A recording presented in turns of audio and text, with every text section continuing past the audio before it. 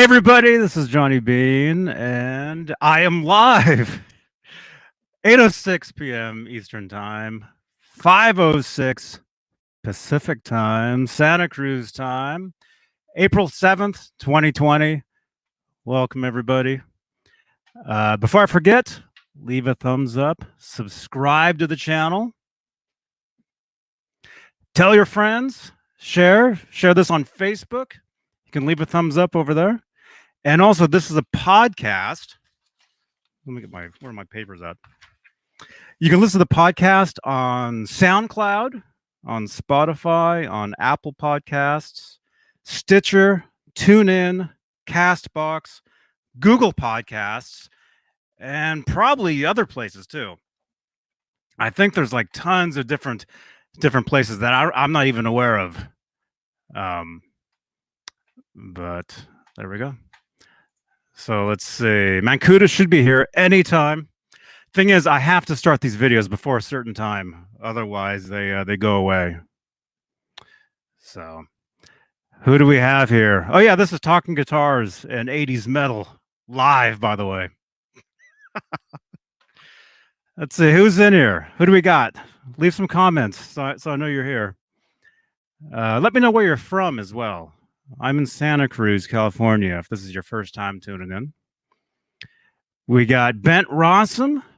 We got some Dave dude. We got Lenny Lou. We got Maurice. We got John BL is telling me he's here. He's the producer on the behind the scenes. Also, you can check out John BL's show, Straturday nights. Where's the card for that? Right here. This is John's show. Looks like that. On Saturday nights, we call it Straturday Night Live.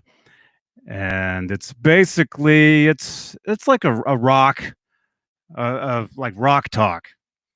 We talk about all different kinds of music, you know, rock and roll, just whatever. It's John BL, it's Jay Hannon, it's Neanderthal, if you guys know him from the radio in Phoenix, Arizona, where I'm actually from, by the way.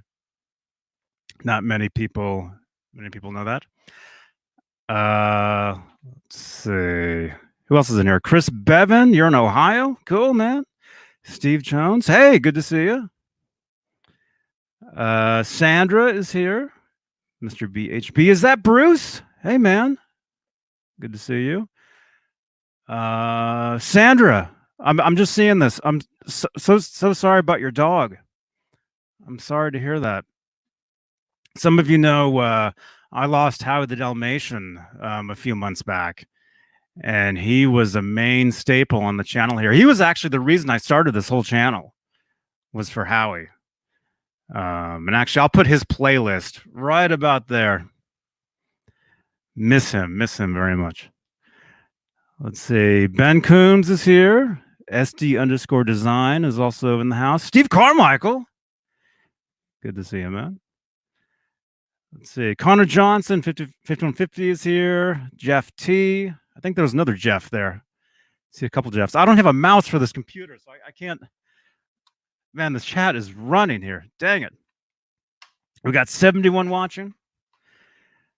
Let's see here. Loogie Flux is here. Brian Spalding. Brian, good to see you. I'm glad that you have toilet paper. That's awesome, man. And yeah, I'll talk to you soon, Brian. I'll talk to you very soon. Alan Ford is in here. Dave definitely left the show. Yeah, Dave Nesdal's not here on Tuesdays anymore. He wanted to sleep in. Fruitcake Tony is watching. Hugh Caldwell. I'll just keep reading names till John gets here. I'll just keep spamming the chat with your names. Actually, we're on Facebook as well. I forgot there might be some Facebook comments as well. Hey, Johnny, greetings from Mexico City. Helsing, Eddie Garcia. Hey, good to see you. Who else? Let's see. Oh, hey, everybody. John Mancuda.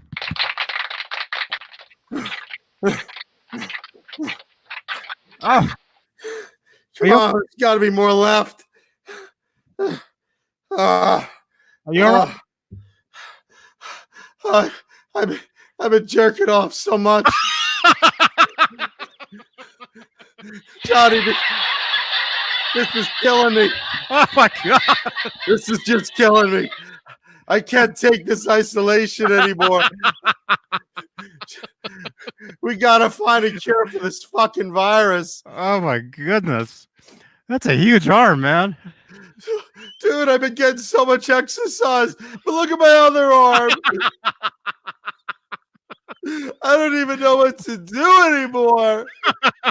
I'm out of lotion. I've used up all my tissues. Look at them, they're everywhere. I started using tissues. Look all over my bed. You see all those tissues? Yeah, they're everywhere. And then, like, you know, and then I started using my sock. And look at my sock. Stands up. It's so hard right now. It's full of jizz. And then I started using my washcloth. And look at it. God. Look at my washcloth. I just ate 2 of those. I don't even know what to do anymore, Johnny. I'm gonna rip my dick off. Look at that thing. I snapped the guitar in half the other day. Oh, geez. I got stuff on my face. Oh, if you're listening to the podcast, you definitely got to tune into this, man. Oh yeah. For you on the podcast, I'm really sorry. You gotta watch on YouTube or something. There's a link in the description of all the podcasts of the video. So there you go. Man, that's a big arm. I'm gonna rip my dick off soon. Like literally, I had a nightmare last night that like there I was jerking off. I was like, right? And then like I pulled too hard and I ripped my dick and it flew across the fucking room. Ouch. Oh, jeez.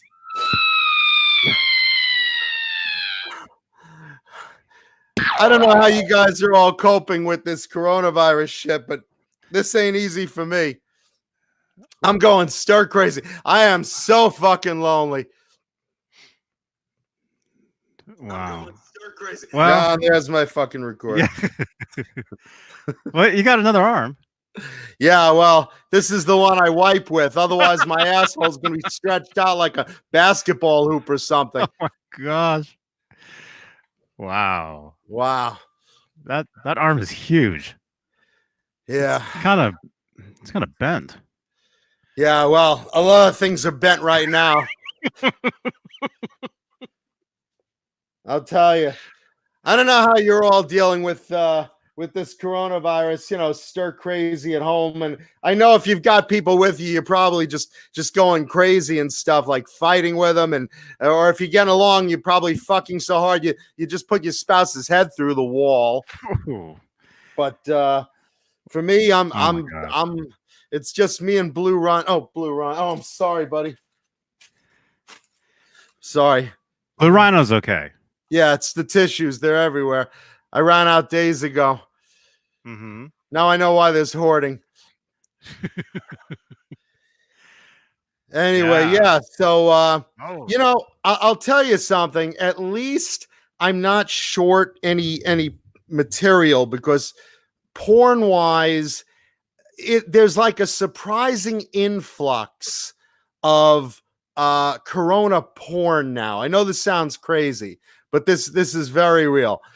If you look online, you will see, and you Google corona porn, corona sex, corona something like that, you will literally find videos of like, you know, girls with like, you know, masks with like holes cut in them, like, you know, like literally stuff. Like there's one video, no shit, wow. You know, this porn star, whatever, fucks guys for toilet paper, and like you'll just see like there she is, like going to town, like walking up to someone's car with a sign, "We'll fuck for toilet paper," and some guy's like, "Hey, come on, get in," and you know, and they fuck and everything, and then like as soon as he comes, he like gives her a roll of toilet paper, and then with his foot like kicks her out the door.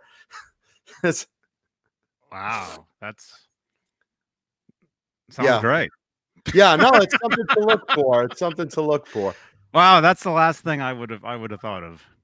But Listen, you have someone there. If you're alone like me and you're working out like Popeye, believe me, you're gonna look for that stuff and you're gonna find it. It's just kind of funny because it's like this is like a new influx of what you haven't seen before. It's who would have thought Corona besides me? Who would have thought Corona porn? You know. But they're like in surgical gowns, like, oh, I need a respirator in my mouth. And, I have that here for you. And there he pops it in. It's like, wow. dang. So there you go. That sounds, it's interesting. Very interesting. Yeah. And this masturbatorian porn talk brought to you by Bang Energy Drink. Once again, I have shamed your brand, and thank you for your support in not knowing what the fuck we're doing with your brand. Thank you. Yeah, nobody tell them. Yeah, nobody tell them, please. Somebody's gonna walk into the office of Bang Energy Drink right now. It's gonna be knock, knock, knock. Mr. Hashkins. Yes. I'm sorry to interrupt you. Very busy. Stock is up. Yes, Mr. Hodgkins. I'm very sorry. About a show we're sponsoring. Which one? The Tonight Show? No, not that one. Another pseudo comedy online show though. The Johnny Beane Show, Talking Guitars and 80's Metal Live. Oh, yes. We like to support the smaller shows. Right. You should probably watch a video of what they're doing, sir. What give me the summary in 10 words or less. Okay. Jelly ring, anal, walrus toothpaste, masturbation, pubic shaven. What? Don't tell Bang Energy Drink. Nobody tell Bang Energy Drink what the fuck we'll do. They will yank our sponsorship harder than I have yanked my pud this week. So please. Yeah. Well, we're getting free drinks though, right? I'm not saying anything. I'm bound by contractual obligations to not say anything. But I know they're fans and friends of the show, and they are supporting us, and I'm very happy to to let them, yeah. Don't tell anyone. Don't tell that huge arm. don't tell Bang right now. They're just gonna see. One day I'm gonna hold up a can of Bang and crush it accidentally and squirt it all over the place. Yeah, they're not gonna want anything to do with us all of a sudden. I guarantee nobody in the upper echelon of Bang Energy Drinks Corporation has watched the show. I guarantee they're going nuts. And yeah, Jim Nicholas said it best. Pepperidge Farms, who I also mention on the show sometimes, they're probably shitting bricks too. They're probably like, our old-fashioned cookies, nice comfort food, delicious old-fashioned cookies. And there I am as the Pepperidge Farm guy. I used to stick my pinky where it used to stink, and she got quite a jism session from that. I used to take a Milano and dip it in her coochie.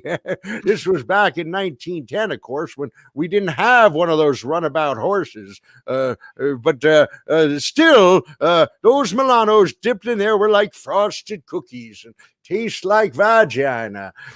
I guarantee Pepperidge Farm would not be thrilled to hear us talking about their cookies like that. And I'm not saying whether we get free Pepperidge Farm cookies as a sponsor. I contractual obligations and all that. But I can tell you this, I've had 5 Swiss picks up my ass this week, and they definitely are sponsors. So yeah, thank you, Swiss Picks. Well, thank you, Swiss Picks. I'll tell you, I haven't been eating those cookies because I told you I lost 8 pounds. Well, I found it. Since the it's last on my couple weeks. No, I'm getting back down to my my natural weight of 135, Yeah, I'm getting back to my father's natural weight of like 285. Yeah, definitely Definitely I'm not healthy eating. I don't, I've stocked up on so much crap. And when you're bored, you just kind of like eat and eat and eat and eat just out of boredom. Even if you have something to do, like I'm binge watching Ozark right now, which is a terrific show, by the way. And you're watching it and you're like, well, I'm not really hungry, but I guess I could stuff a can of beefaroni down my throat, Yeah, that's actually a huge problem right now. Is a lot of people are what'd you call it? Yeah, there's a term for it. Binge eating, overeating, binge eating, or quarantine eating, or something.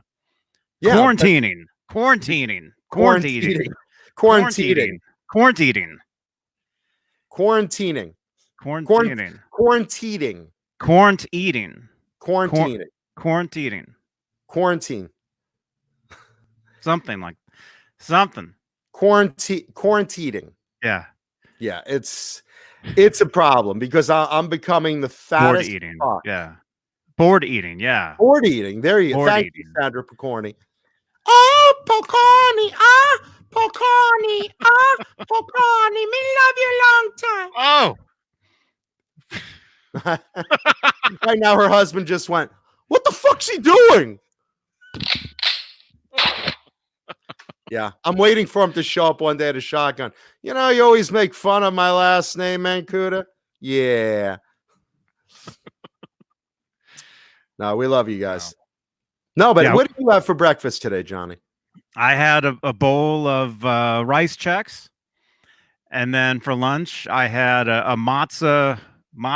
Yeah, what you just showed your sponge. I just showed my crusty jerked off washcloth. Yeah, I don't know what you're talking about. I had one of those with some cheese on it, some cheddar. A matzo with cheese. Yeah, that was my lunch. So like a matzo grilled cheese. It's about this thick. Yeah. No, just the cracker by itself with a slice of cheese on top. That's really funny. That was it. And then I'll have, what do you call it? A sensible dinner tonight. A sensible. What do you consider a sensible dinner? Well, I guess whatever's cooked in that kitchen. No, so you don't know what is it? Was it you do the cooking or your wife? We both do. It'll probably be some sort of like grilled chicken or something. Oh, probably. Okay. Well, I'll be over for dinner. Believe me, I'll be hitchhiking. No, Fruitcake Tony says you only eat, Mancuda, you only eat when you're bored. Most of us just eat when we're depressed, high, or just pigs. I am depressed. And while I don't do drugs, I am a pig. So, and I'm bored. So it's like between all of that, and I say bored, I mean, it's just, you're alone. Even though I have boxes and boxes of comic books, I have guitars out the wazoo to play. I know that. Yeah. This guy's a lot of guitars. Yeah, you've been over my house. So, but like I have, every channel on television made. So it's like between those three things, I shouldn't be bored. I should be jumping for joy. It's like Gene Simmons said the other day in an interview. He was like, I don't know what you people have to complain about because there's nothing to complain about. You get to sit home and eat pizza and burgers. This is what you're complaining about. And years ago, our grandparents fought a war overseas they had nothing to do with, and 50 million people died, and you're complaining because you don't have the right snack food or whatever. People are dying right now to make you comfortable. Your doctors are dying to protect your health. Your fire department comes over for your fire and risk their lives. Your police department comes over, risk their lives. Doctors and nurses right now risking their lives to make you comfortable. Stop complaining. And for those of you that are going to church right now, your God wants you to stay home. Stay home. And that's what he's saying. So it's like, yeah, we say we don't have a lot to complain about. Usually you're at work, you're in a cubicle or testicle or whatever, but you're like, oh God, I wish I could have a sick day and stay home. Well, now you have all these fucking sick days. Now you're home. You have nothing to do but watch TV, eat junk food, fuck, jerk off, play guitar, whatever, stay online, everything else like that. And that's what you're complaining about. I got to admit, after a while, you get kind of bored, Mm-hmm. Yeah. I'm not bored. I mean, for me, sitting here, doing this and, the guitar stuff, all the stuff that I do, it's pretty much the same thing. The only thing I'm not doing is I'm not going to the PO box every day. I'm not getting the mail, as much. Why do I want bills? Yeah. No one's gonna write me anything nice. If fans send something to me, it goes through you. So it's like, what do I have to look forward to at my house? Yeah. Yeah. I got a Guitar Player magazine in the mail. Is Michael Smith in here? Michael Smith got me a subscription to Guitar Player for Christmas, and thank you again, Michael Smith. But yeah, I just got the latest issue a couple days ago. But they say to leave it in the car for 3 days, so I left it in the car, and then yesterday I went outside. Get to your car. Yeah, I went outside yesterday to do a vlog, and I read the magazine in the car. I don't know why I'm talking about that, but oh no, get in the mail, So I really haven't been going anywhere. We'll go to the beach, we'll go walk around, but now they're saying, you got to wear a mask, you got to keep moving. You can't just like stop anywhere. You can't sit down anywhere. You have to if you're outside, you have to keep walking. Is what it's getting to. What sucks is I went, again, I try not to go to the supermarket unless I'm really like out of stuff. And I have a lot of canned goods here. I have a lot of non-perishable stuff, but like I also have, I love like, a fresh roast chicken. It's like a staple in my diet. And, you run out of cookies or whatever. So I wind up going to the supermarket the other day, and I see this line around the block. It looks like application to join the Avengers because everyone's in a mask and everyone's got gloves. It's like the biggest line of superheroes ever. But then you look, and like mixed in with like 2/3 of people doing the right thing, there's like 1/3 of the people no gloves, no mask, and they're like, right up on top of you. It's like, what the fuck? Get 6 feet back. And, and then they're touching shit and they're walking around the supermarket. They're walking right up to the cashier. It's like, yeah. Look, if you're going outside, now I'm just going to vent.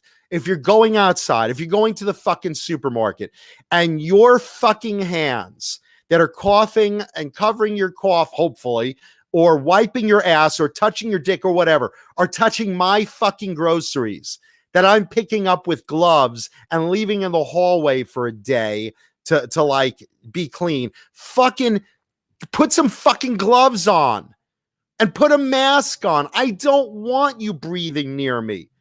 I don't want you coughing near me. Don't go to the fucking store if you're not going to wear gloves and a mask and do that shit. Then you got these yo-yos that have one or the other. So it's like they have the mask on, but then they have no gloves, and they're like, they're adjusting their mask and touching their face and picking their nose and wiping it on my groceries. Yeah.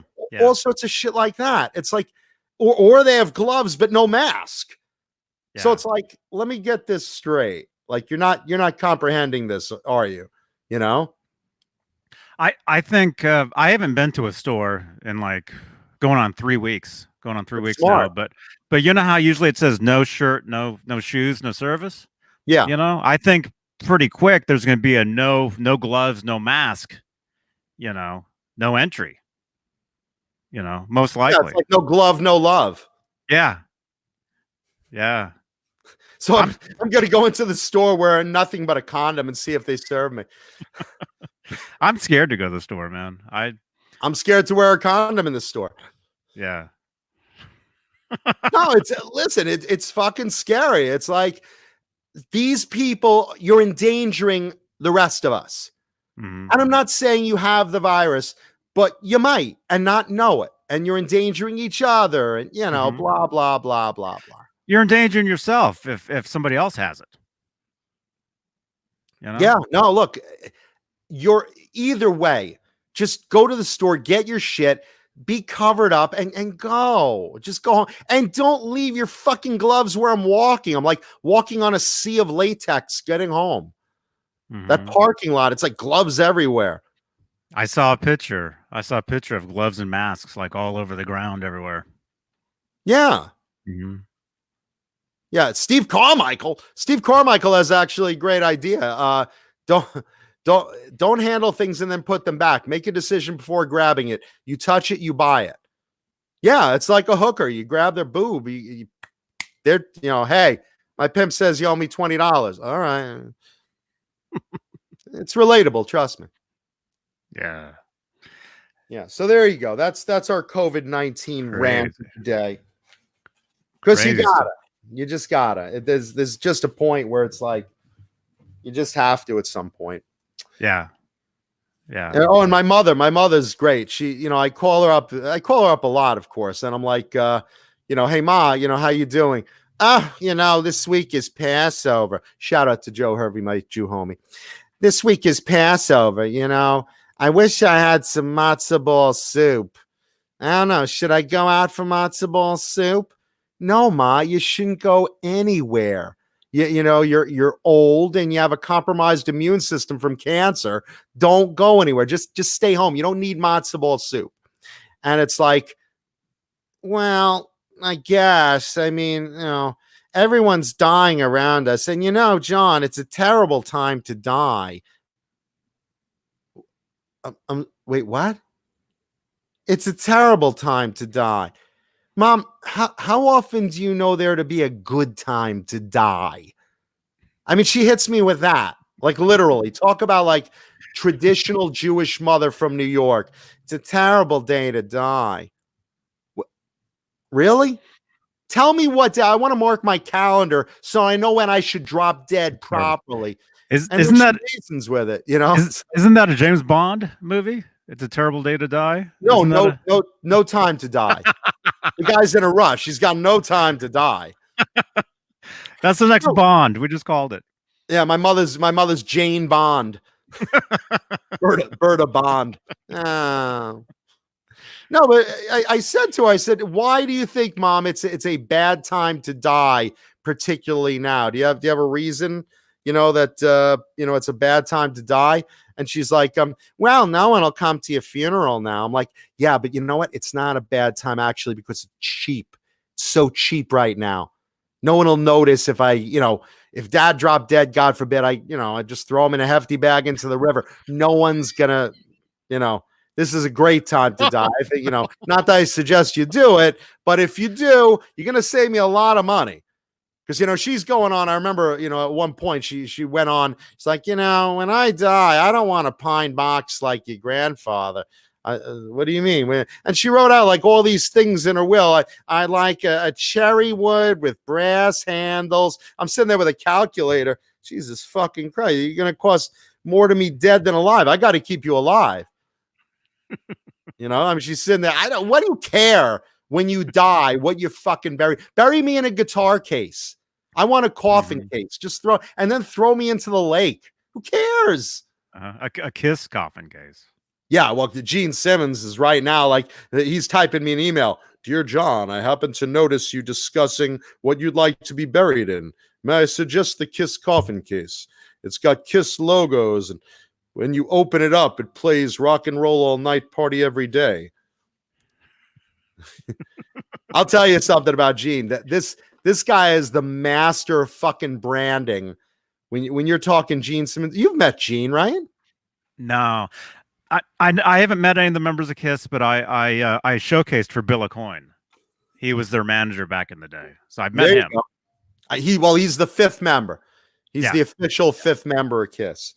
And you have to think something about Gene, and I've only, I don't know Gene well, but I met him a couple of times, and he told me, everything you say should end with Kiss. That's what I do. I end everything with the words Kiss, so that Kiss is the last thing they hear. It's always on their mind. They're walking away thinking blah blah blah Kiss. And I mean merchandising. He'll sign off on anything. You have like Paul Stanley putting up the Kiss flip flops at the beach, you know, and he'll run with it, you know. The Kiss ashtray. I don't promote smoking, but if you do, think Kiss.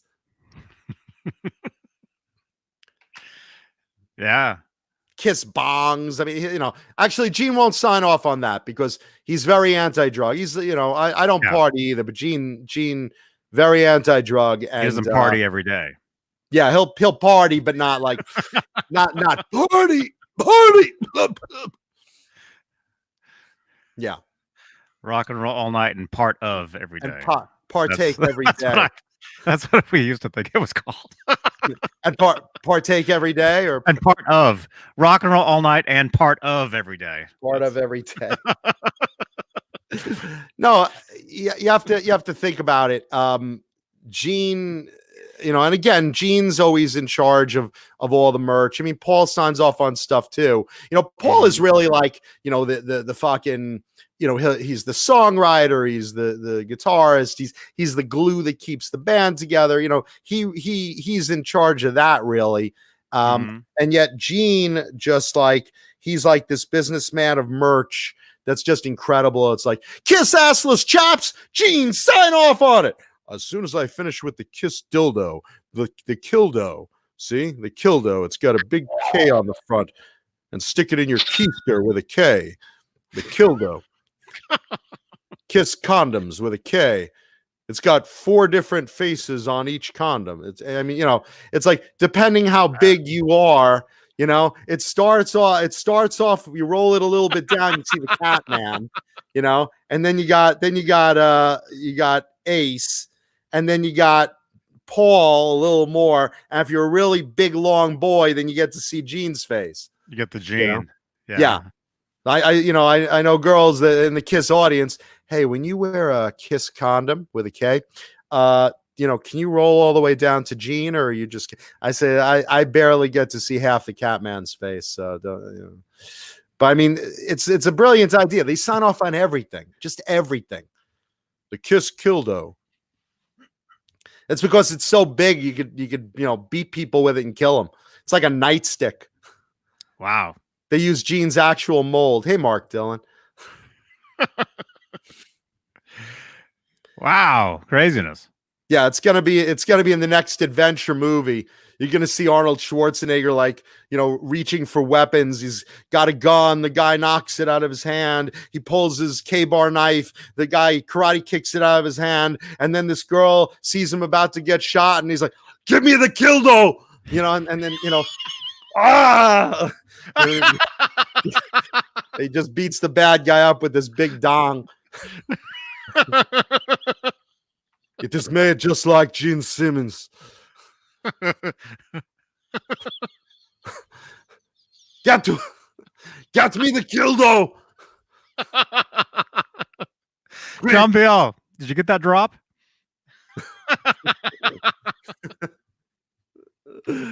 Oh, jeez. Some Dave dude says everyone was kildo fighting. Those dudes were fast as lightning. Yeah. Fruitcake Tony, he's asking about music news. Kiss is music. It's Gene Simmons. It counts. Yeah, no, there is, of course, music news, which is kind of surprising because, you know, there's no concerts, you know, but you have Paul Stanley playing at home.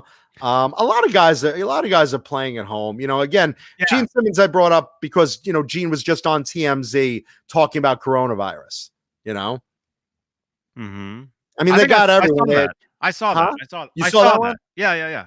Yeah, Gene's in his house. He's wearing his sunglasses in his house too. You know, he's always got that. I saw it on their channel. I saw it on the Kiss channel, like the night it came out. Oh yeah, yeah. And then they got what's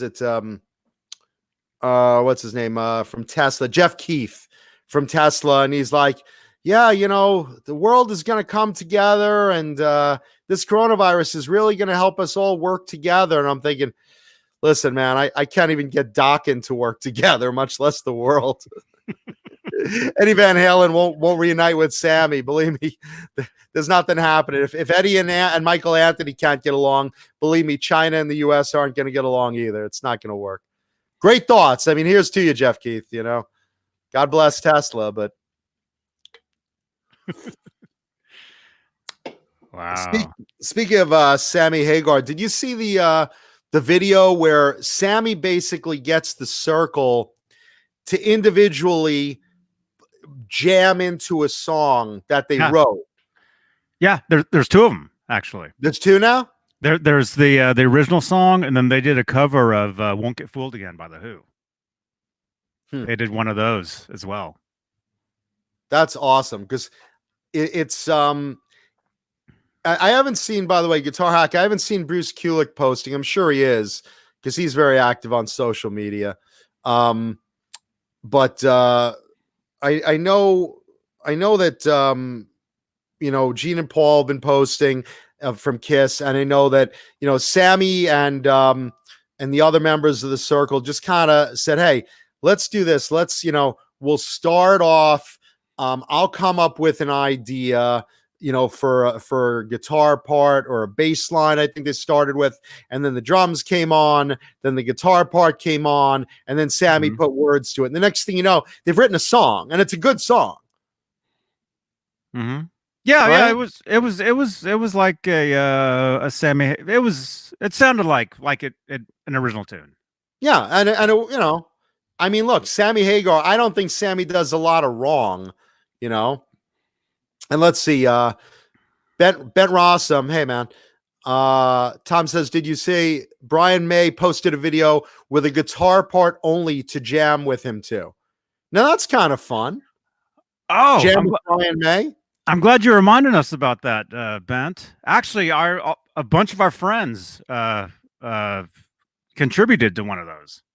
Actually, our friend Jason McNamara actually made a video with Alex Skolnick, which, by the way, he'll be here a week from Friday. Cameron Brown was in it. Who else was in it? I just saw it. It premiered last night. I just saw it. Anyway, it's probably the best. Like, of any video, I haven't seen any other ones that anybody's done, but I would say this was definitely the best video that could have been done of this. Because Jason does everything right. Yeah. Jason knows a lot of good guys, and you know, everyone loves Jason, and you know, so of course they want to, you know, they're going to come on and do a great jam. And I mean, it's just a great idea. And then you got, let's see, who else did? John Bon Jovi wrote an original song and then left a verse open for you to send in ideas for the verse. Right. I saw his video talking about it. I didn't see anybody's submissions of that yet. He's done a couple with singing those submitted verses, and it's really cool. Some are very touching, you know. That's great.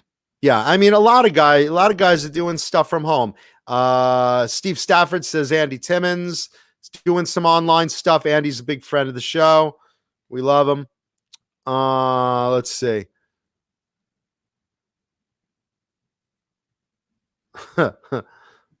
Some Dave dude says Gene Simmons will sell you his hair follicles to put on your back if you're an Italian, if you somehow lost your back hair. Oh my gosh. I don't know how that happens now. And I'm floating. Yeah, McNamara's video here. Yeah, he put it up last night. I don't want to brag or anything, but I think I was probably the first person to see it when it uploaded, because you know how I tell you guys, click the bell. You know, I have the bell clicked on his channel, and as soon as he uploaded it, there it was, and I clicked on it, and I watched it. And so far, it has over 10,000 views. Wow! Since just last night. Yeah, that's more than all our broadcasts put together. Well. But he deserves it, man. I mean, that's a great thing. Yeah, very cool. Actually, I'll put a link to it in the in the chat here. And also, yeah, shout out to McNamara as well. Shout out to Jason. Him and I think his name is Dave. I think it's Dave Birch, his friend on there. They had Kenny Arnoff on last night, the drummer. What's his name? Kenny Arnoff. You Hard know, on? Arnoff. Hard Kenny on. No, Kenny Arnoff. Kenny Hard on? I don't know. Kenny? Am I pronouncing his name wrong? Yes. Oh, how is it? Oh, Kenny Arnoff. Ardon. Spell it. I'm gonna go crazy here. You're getting me horny right now. I'm gonna again start. Look out, that arm's too big, man. I just ran out of lotion too. Oh my gosh. No, Kenny Arnoff, from John Cougar Mellencamp. Thank you, Tom. Kenny Arnoff. Okay. Yeah, John Cougar Mellencamp. I know what you're talking about. He took over for Chad Smith. Okay, now I know what you're talking about. Yeah, Chickenfoot for a little while. I do. Okay. He's one of those guys. He's played on probably, almost every record you can think of. He's the drummer. But anyway, great show last night. And I got to jump in for a few and talk to Kenny for a second. And cool. Very, very, very cool dude. Fruitcake Tony says he was the original drummer for John Mellencamp. Yeah. Cool. Yeah. So anyway, that's on Jason's channel as well. But you guys definitely got to see. Oh, I forgot. Don't forget. I forgot. But the Brian May video that Cameron is in and Alex Skolnick is in and the one that Jason McNamara did.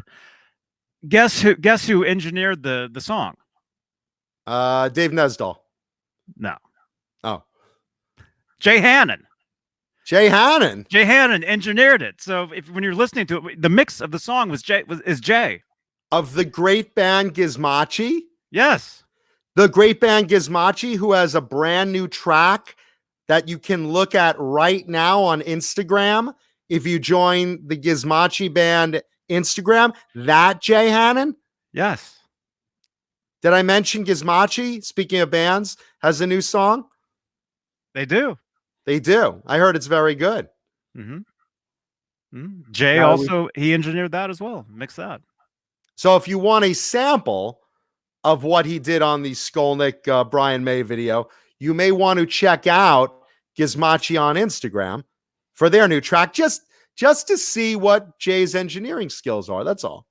Mm-hmm. Just, throwing a little plug in there. That's all. Mm-hmm. Mm-hmm. And actually, on playback down in the comments below, I will have the video to McNamara's Brian May video. It's called a Hammer to Fall. The Hammer to Fall Challenge is what it's called. Nice. So, see, that's the thing. I mean, everyone's got to get used to staying home. Everyone's got to get used to doing these online fun things. And the good news is bands are having online concerts. I mean, again, and we talked about this last week, Garth Brooks kind of blew up the internet with, 80 million viewers at once and shut down Facebook. Thank you. Thank you there. But from home, which affected our broadcast. From home? Was he at home? I think he was at home. I didn't watch it. Yeah, I didn't see it either, but I would think. I don't know. I was busy waiting for the Gizmachi release, so I was just online. Refresh. Jay texts me, says it's not for days, Mancuda. You can let it go. It's not for days, but it's up now, so that's all. Hey, Pascal. Hey, good to see you, man. Pascal over on Facebook. He's a long time viewer of these shows in this channel. Long time. He's one of the OG original viewers of this place. Thank you, Pascal. Nice to have you. And thank all our Facebook viewers, and thank all of you, of course. We love our audience. More than that, we appreciate our audience because you have a million things at home to do better than this. You could be sitting on the couch right now, eating. You could be sleeping. Yeah. Most people sleep through this show anyway. So, I mean, you could be at home right now going crazy because you can't go anywhere. You could be taking your toilet paper and playing cornholio. You could be out searching for toilet paper, You could be on a toilet paper quest. You got like hobbits behind you and a big gray wizard in front of you, and they're searching for the one roll. The one roll. Going over to Mordor trying to find toilet paper right now. Just imagine how many people are sitting on the toilet right now wishing they had toilet paper. Listening to the show, wishing they could wipe their ass with it. Man, Kuda, I'd like to take one of your pink beanies and just fucking wipe my ass or floss my ass with your scarf or something, Wow. Thank you, David Scher. Yeah, please, if you're watching, take the time, leave thumbs up, because it doesn't cost you anything, so we really appreciate it. Yeah, just go below, subscribe, leave thumbs up. Tell your friends, hey, if you're really, really bored, like bored enough to, do everything short of hang yourself, watch the Johnny Beane Show on Tuesdays. Gosh. My goodness. Yeah. Pooh Ninja says 1 square to wipe them all. Jesus Christ. There we go. Yeah, and make sure you subscribe and click the bell. Yeah, why not? That doesn't cost anything either. Doesn't cost nothing, and you don't want to miss anything either. Yeah, and you get out of the zombie zone. Plus, we've been doing so much content lately. Mm-hmm. Hugh Caldwell, am I a fan of Fifth Angel? I've never heard Fifth Angel. Have you, Johnny? Yeah. Are they a thrash band or what are they? Here, let me look them up here. How do you spell fifth? Fith? FTH. Fifth. No, not to be confused with Fisted Anal. A different band. A very different band. Here they are. Hey, Bruce. And Mark Dillon, you're right. There's going to be a lot of Christmas babies coming because there's a lot of bored and horny people at home. Fifth Angel. So what they're thrash? They are heavy metal, power metal. Oh, they were on Shrapnel. Okay. John Beal says Howard Stern's old intro was from Fifth Angel. Okay. Oh, was that the intro from the show, from the TV show? Okay. Well, I liked that. So, I mean, look, I like getting recommendations of bands I haven't heard of, and there's not that many that I haven't heard of, but I'm very happy to listen to it. I like Stern's intro music on the TV show. I thought that was great. Yeah. John Beal. Yeah. Okay. Thank you, John Beal. On the Channel 9 show. Okay. Yeah, no, I liked that intro, so I'm all about it. Yeah, I'll check them out after the show. I've checked out a couple of bands that people have recommended to me, and thank you for those that have thrown me things that I haven't heard of. I'm very up on like a lot of the obscure 80s metal bands, whether it's thrash, whether it's melodic, arena rock, and hair bands. I'm really up on it. But yeah, I mean, I'm always happy to discover something I haven't heard of, so I will check that out. Thank you, man. The great thing about music is there's always room for more. Yes. You can always discover something new. Always. Yeah, I mean, I whistle while I jerk, kind of like the dwarves in Snow White. Whistle while you jerk. Yeah. Of course, the idea of all those dwarves living alone together, and then Snow White moves in, and they're like,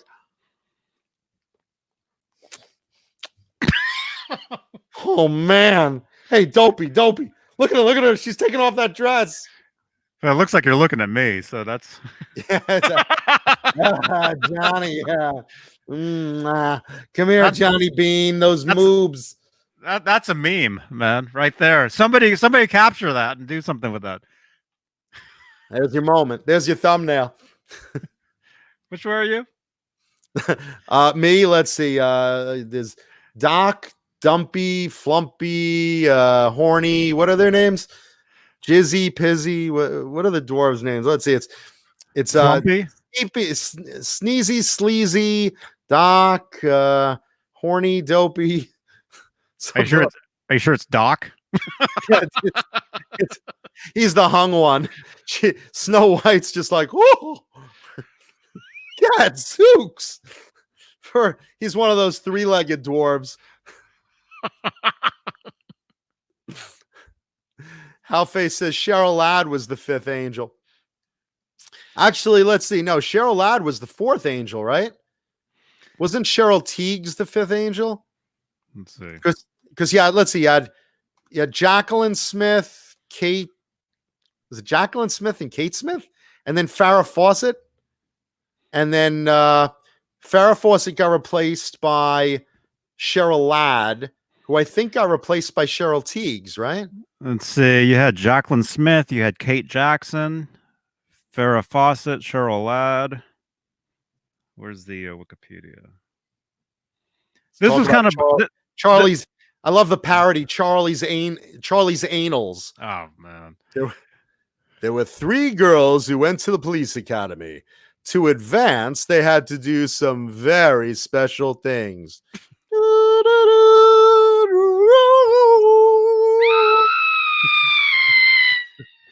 Okay, here we go. Took them away from this. My name is Charlie.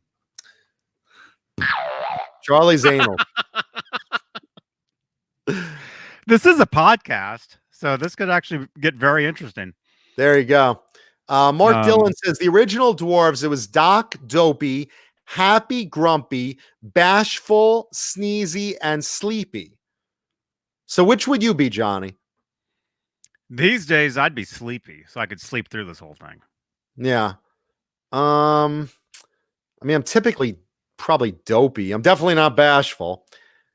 Sneezy, nah, I'm not smart enough to be Doc. I'll probably be Happy.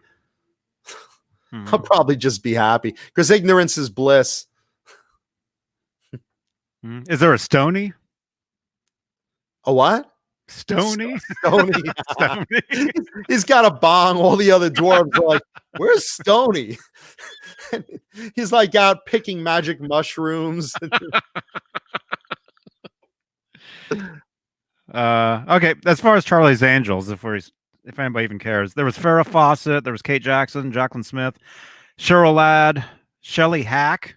I got the names wrong. So it's Kate Jackson and Jacqueline Smith. Yeah. Okay. Yeah. And then Shelley Hack, which was she related to Guitar Hack? Shelley Hack. Tanya Roberts. And then Shauna Marie sings, right? She was after her. Shauna. She was replaced by Amanda Coombs, right? Shauna, thank you again. Yesterday, thank you so much. And before I forget, Charlie S. Everybody in the chat, please give Charlie S. a very happy birthday. It was his birthday yesterday. Oh, happy birthday, man! Yeah, happy belated. Yeah, very cool. Yes. Food says Dopey has a pot dispensary in Disney World. He's probably raking up right now.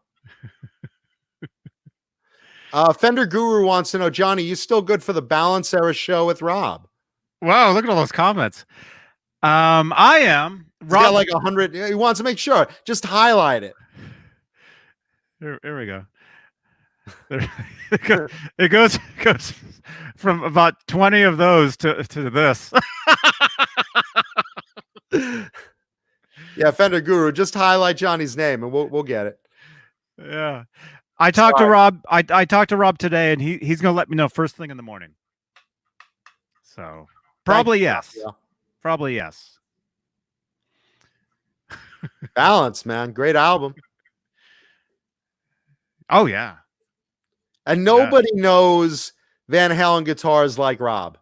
I mean, maybe Dave, but between those two, everything's covered. Even Eddie's like, yeah, is that what I had? Yeah.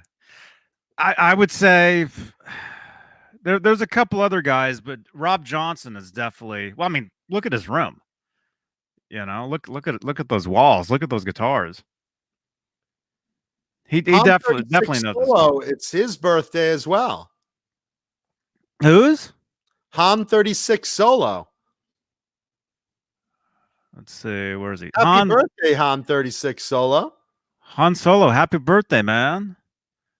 You died a bitch's death in that Star Wars movie. How could you let Ben Solo run you through? Oh, I haven't seen that one yet.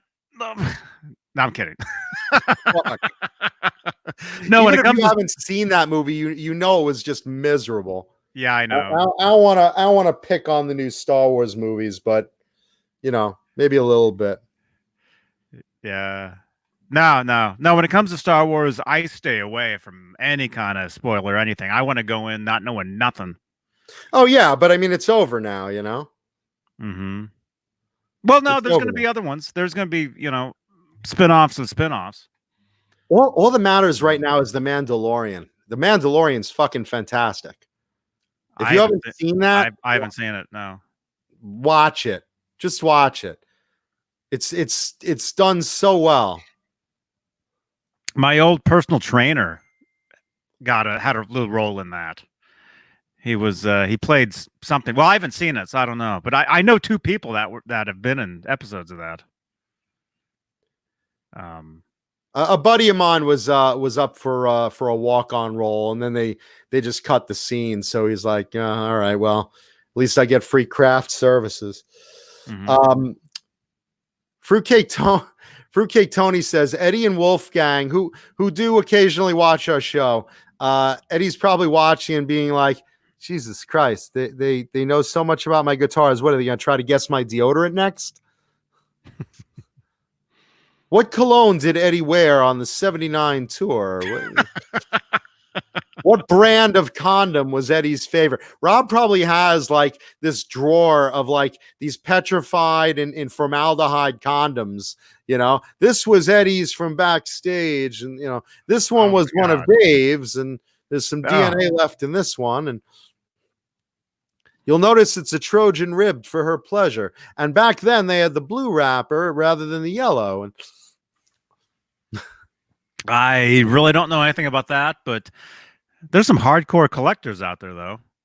Well, you would know. Rob is one, but there's many hardcore Van Halen collectors. I mean, look, you got Rob, who's like detail oriented, big time, and it's great that there are historians out there to give us those details. What pickup did he use? What wiring did Eddie fudge to get that tone? What's the deal with the quarter? What year is the quarter? Was it heads up or down? What strings did he use? What did he use to glue the broken headstock on? It's a good thing that there are people like Rob that are that detail oriented, just as a historian, Mm-hmm. But look, I mean, a lot of guys have a lot of guitars from certain artists as far as like a series. Like, okay, not saying that, there aren't guys that have, this guitar was actually Eddie's and he played today and blah, blah, blah. And, that's great and all, but there are guys that literally want a replica of every version of every guitar that someone like Eddie played, or Steve Vai or George Lynch. And it's cool, someone like Rob is out there keeping those details accurate for people. Let's see. Shout out to Wolverine, and shout out to Fruitcake Tony's youngest son. His 18th birthday is today. His name is Landon. So, okay, Landon, I got a message for you. Happy birthday. You're 18 now. So now here's the problem. Now you're legally responsible for fucking everything.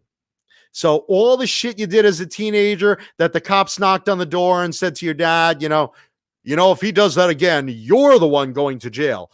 Now it's you. So now you got to be really, really careful. And now that 17-year-old girl that you've been banging across the street, you got to stop. Oh, no. Because now she's illegal. Even if you had sex with her yesterday, now today she just became jailbait. So don't touch her anymore. And look, 18, it's great. You're able to join the army and are a great military. You're not able to drink yet. Of course, but you're able to go to prison for life. So yeah. So no more under 18-year-old girls, dude. So sorry. But happy birthday, Landon. We're happy to have you there. Happy birthday. Let's see who else. I remember my 18th birthday. I smoked at the time, and I think you had to be 18. You had to be 18 to buy cigarettes. What were you on fire? What do you mean you smoked? Yeah, I smoked cigarettes Oh, I see. back Okay. then, and you had to be 18. I think now you got to be 21 to buy smokes. I think they changed it. But I remember when I turned 18, my friend at the time, who was the singer in my band, he was how old You was he? just He was sounded like Alfalfa. My band. Little Rascals at the International Silver Stream Submarine Band. uh-huh. Oh, go ahead, Johnny. And look what happened to that guy, man. If Dang. he died. I, he got like beat Yeah, up. he Yeah. had bad stuff. He owed people money and gambling, and they came for him, man. Yeah. Yeah. But anyway, when I turned 18, my friend that was 15, he comes over. Hey, Johnny, here. He hands me a carton of cigarettes that his mom had bought for him to give to me for my 18th birthday. I'm holding them for a friend. Yeah. But it was cool. The first time I could go to it was called, let's say the Quickie Mart, and hand them my That's a ID. very different store now. Hand them my ID and be like, I'll take that pack of smokes, which back at then was like $2.25. Wow. What do they? What does a pack of smokes cost now? Like $10. Jesus Christ! And some of these people smoke like 2 packs a day. I used to think $40 for a carton was a lot. How much would a carton be now if $10? There's how many packs? John BL Financing? How many in the chat? I'm sure we got people that smoke in here. How much is a carton? Who's got cancer? Raise your hand. Oh, Who's talking? Who's talking to the show like this? Johnny Beane. I'm happy to call in. oh no. You ever heard it? You ever seen Key and Peele? Yeah. I just saw. I watch them as I fold laundry, and are they in your house? What? I watched them. Johnny, you didn't use starch. You didn't use starch, man. As I'm folding, but there's a scene with them with the one guy. I think it's Key. I think he's like a comedian, and he's like razzing the audience members. And there's a guy in the audience. He's all burned. He's using one of those. Have you seen that one? I probably have. I mean, it's Peele. I watched them all. And he's like talking like that. And he's like, do me, make fun of me. I can take it. And then he starts. It's funny. They're great. Crazy. They're great. No, I love sketch comedy shows like that. I thrive on that stuff. Yeah. I would love to be a part of a sketch comedy show one day. I just love that stuff. Yeah. Great stuff. Yeah. While you're folding laundry, Johnny, see if you could fold my socks. See if it. There you go. How's that? Oh my gosh. Josh. Let's see. Bent Rossum Tom asks, have you ever seen the Ziff Brothers guitar collection? My ex-wife was an attorney for them. She's so, man, I'll bet she raked you over the coals in the divorce. Ex-wife, an attorney? Oh. Let's see. My ex-wife was an attorney for them. She saw their guitar vault. Damn her, I did not. Have you ever seen that collection, Johnny? The Ziff Brothers? I'm trying to think who that is. I remember the Burst Mr. Ziffel from Green Acres. I remember the Burst Brothers. They were like big, like had something to do with Guitar Center or something back in the day. It's $96 for a carton of Marlboros. 802 Blues says so. $100 for a carton of cigarettes. And if you smoke 2 packs a day, or some people are up to 5 packs a day, that'll last you like a week. That's $100 a week to smoke. $100 a week. Holy fuck. Yeah. What are you guys thinking? Stop smoking. Jesus Christ. But no, the Ziff Brothers, no, I don't. I'll look them up. I haven't seen it either. I'm curious now. And yeah, the Burst Brothers, of course. I know. I see one of the brothers all the time at guitar shows. He's that guy with like a bunch of 59 Les Paul Bursts. Yeah. Like 200,000 plus guitars, I remember them way back in the day, back in the 90s. They had something to do with Guitar Center at the time, and that's how I knew who they were. They were in like the magazines with like their maybe they promoted for Guitar Center or something. Wow. I don't know. They've come a long way, baby. You know, you could get a guitar now for instead of smoking. I mean, what are you thinking? Wow. Yeah, I know. Hey, Amanda Coombs, welcome. Lenny, Lou, and Mary, how are you guys? Hey, welcome. Oh shit! Fruitcake Tony says Landon's girlfriend is actually 17. Well, so much for that. Landon's 18, his girlfriend's 17. Well, I mean, these days, people are quarantined away from each other for a long time, so yeah, no one will know. You got a good couple of months. Maybe she'll turn 18 while you're in quarantine. Wow. I'm thinking, yeah, this is going to be a terrible year. Birthdays coming up. There's my little optimist. I'm telling people, hey, listen, we're going to get through this. Be strong. We're going to get through this. All our audience members, yeah, don't you worry. We're going to tough it out. We're going to be okay. And Johnny's like my mother. We're doomed. We're just doomed. It's a bad time to die, but we probably will. Yeah. No, I'm saying, if you have a birthday, I mean, not that anybody comes to mind anyway, because they don't, but like parties. You can't have a party. You can't do anything. Although, yeah, I did see the video of the people going to church and telling the reporter, we're all fine, and the reporter was like standing way back far away with the microphone. Did you see that? It's got one of those giant poles. Yeah, I did see that. Yeah. It's got a pole reaching out to the guy's car. And I'm bathed in the blood of Jesus. We don't need no masks. And we're fine going to church. Yeah. I love that. Yeah. Don't go to church right now, you idiots. Go home. Stay home. You can pray to God at home. He's fine with it. Trust me.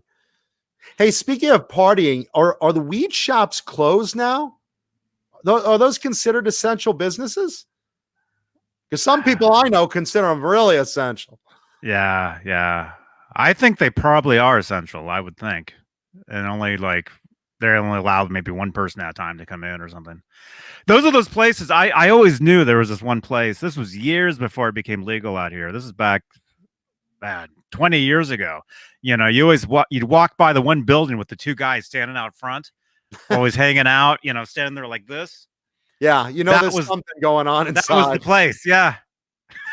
There's something you want to do in there. There's no velvet ropes. It's not a club, but there's two big goons over there. Something cool is in that room.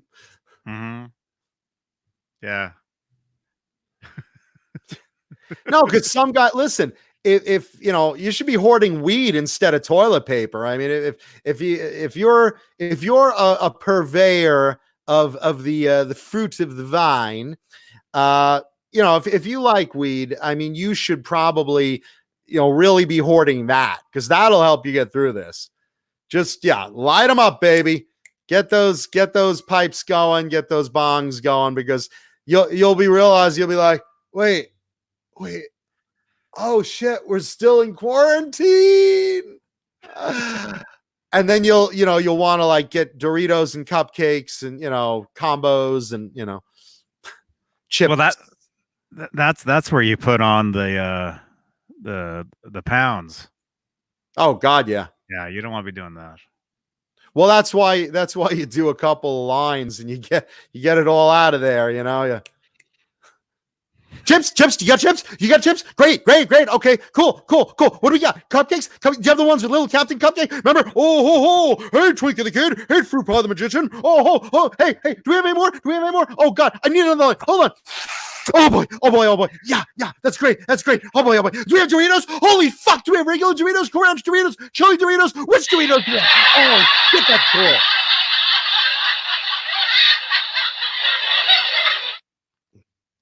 That's awesome. No, look, you got to balance it. I mean, we're in a crisis here. You got to balance it. And you got to have fun and whatever. You're trapped in the house, or you should be in the fucking house. Don't be in your damn church right now. Mm-hmm.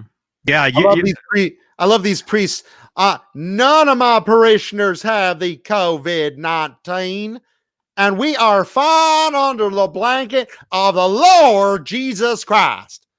We are safe in God's hands. Praise the Lord. We are safe in God's hands. And then, like you hear in the news, 30 parishioners out of 45 got COVID-19. Mm-hmm. Stay home. And that's dangerous, because just imagine how many of those are older and that have, health problems already. Yeah, pre-existing conditions. I'm going to pray to Jesus today to make sure that I don't get the COVID-19. That's why I'm here. Oh, that's good thinking, Grandma. That's good. Where do you want to be buried? Which cemetery? Just write it down for me. We'll need it soon. Just dumb. Just stay home. Have fun. I mean, look, we'll get through this. You have a guitar? Play guitar. You should be practicing more now. I've been practicing a lot more now. Because I keep them on my couch a couple at a time. I'll reach for it during a TV commercial. I'll reach for it after I finish eating chicken wings and get the strings all gooey and other things that I've used my hand to get gooey with. And, so. Yeah. Have you been playing more guitar? I have. I mean, I always have them at home by my couch. I always have like somewhere between 3 and 6 out at a time. I was there. Just grab it and rotate it. Yeah. I mean, I was there. I sat on John's couch and I played 3 guitars or 4 guitars.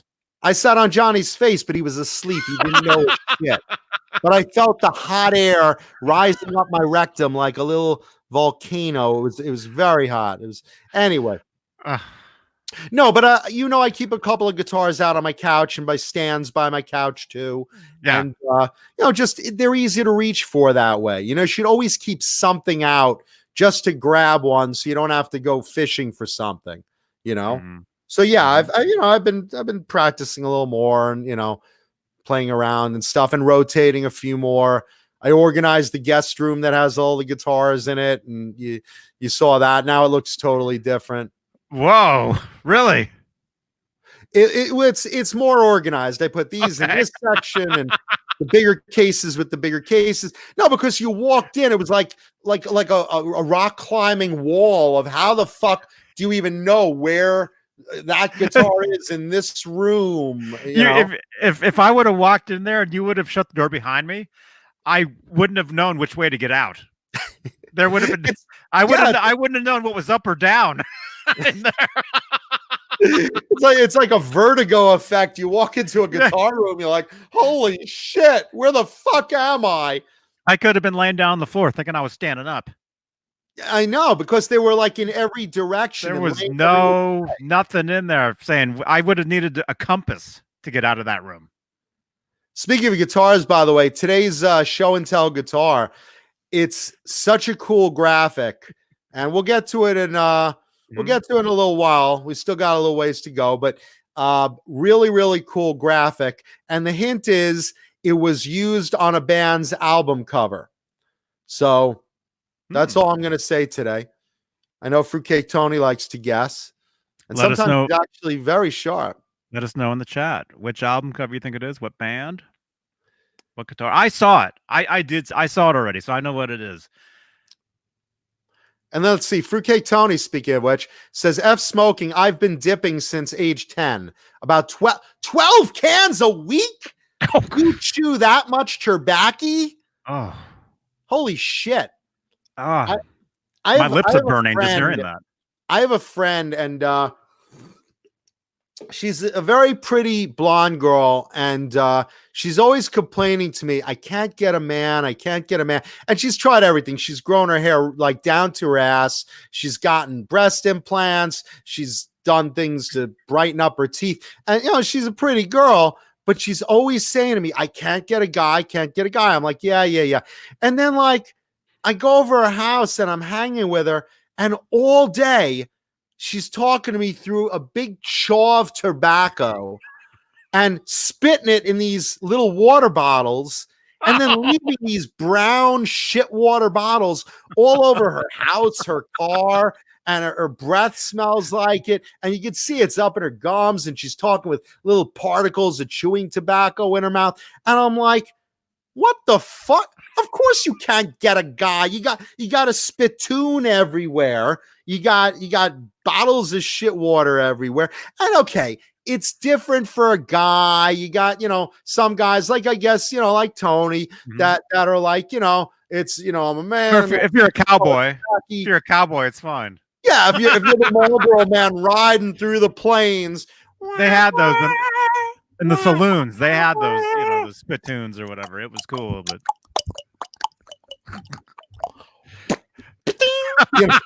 look at the cartoon. Yeah, like Yosemite Sam walking into the saloon, and he walks in and he spits in the spittoon,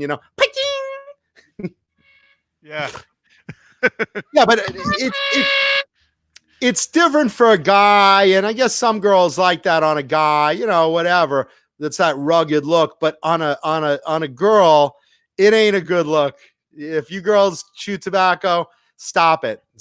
Start eating a cheese stick or sucking dick or sucking your thumb, whatever you got to do. Have a pacifier. Charms blow pops. I don't know. Just don't chew tobacco. You'll be like my friend. Wow. Why can't I get a guy? That's why. Let's see. Jim Nicholas wants to know future of band meet and greets. I guess they scrapped them on the Crew tour. Yeah, Jim, we talked about that a couple of weeks ago. Motley Crue, backed out of it, and Kiss backed out of it. I mean, look, I don't know what the future is. I know, we are right now in a situation where social distancing is the norm. I don't know how that's going to carry into the future. I mean, depending on how paranoid people are, will we be at concerts the same way we were? Will we have these meet and greets that close to the actual, artists that, like, Gene Simmons is going to want you touching his hand? I don't know, man. What do you think, Johnny? I would hope, everything gets back to normal one day. I think it's gonna, even after this is all over with, it's gonna take a lot of time. I don't know, but I think if anything, it'll create new some sort of new experience for people or for fans. They'll think of some other way, to get, Gene will be in like a Kiss bubble, new products with the logo. He'll be like a hamster in a big plastic ball, just rolling to you. Hi, it's nice to meet you. I'm Gene Simmons. Would you like me to autograph something? I'm sorry, you can mail it to me in a protective wrapper. Paul will be like dancing around in his ball and plastic ball, the Paul ball. That's what they're going to call it. Wow. Yeah, I think maybe meet and greets are gonna probably, my guess, I think we'll be in concerts again, because if we die, we're just cattle. We're down there. But for the artists, I don't know if we're gonna have those level of meet and greets that we used to have, where you're literally shaking hands with these guys and breathing on them. And I mean, Mick Mars, the guy's, he looks like he just came out of the grave. I don't think he wants to actually go in there, Right. I like I was saying, I think there'll be some sort of, they'll come up with other ways to get product to people, but I would hope everything gets back to how it is. Although I know what it's like though. You go to concerts and the guy next to you just stinks. I mean, I've been there, and they're all doing this so that their armpit is like right in your mouth. Yeah, Slayer. Yeah, guy behind you is spitting on you. Yeah, Yeah, everyone's yelling out things and like slobbers coming out, and the armpits are like sweating, leaning on you because you're all packed together in those front rows. Or the body odor at WonderCon, man. Whew.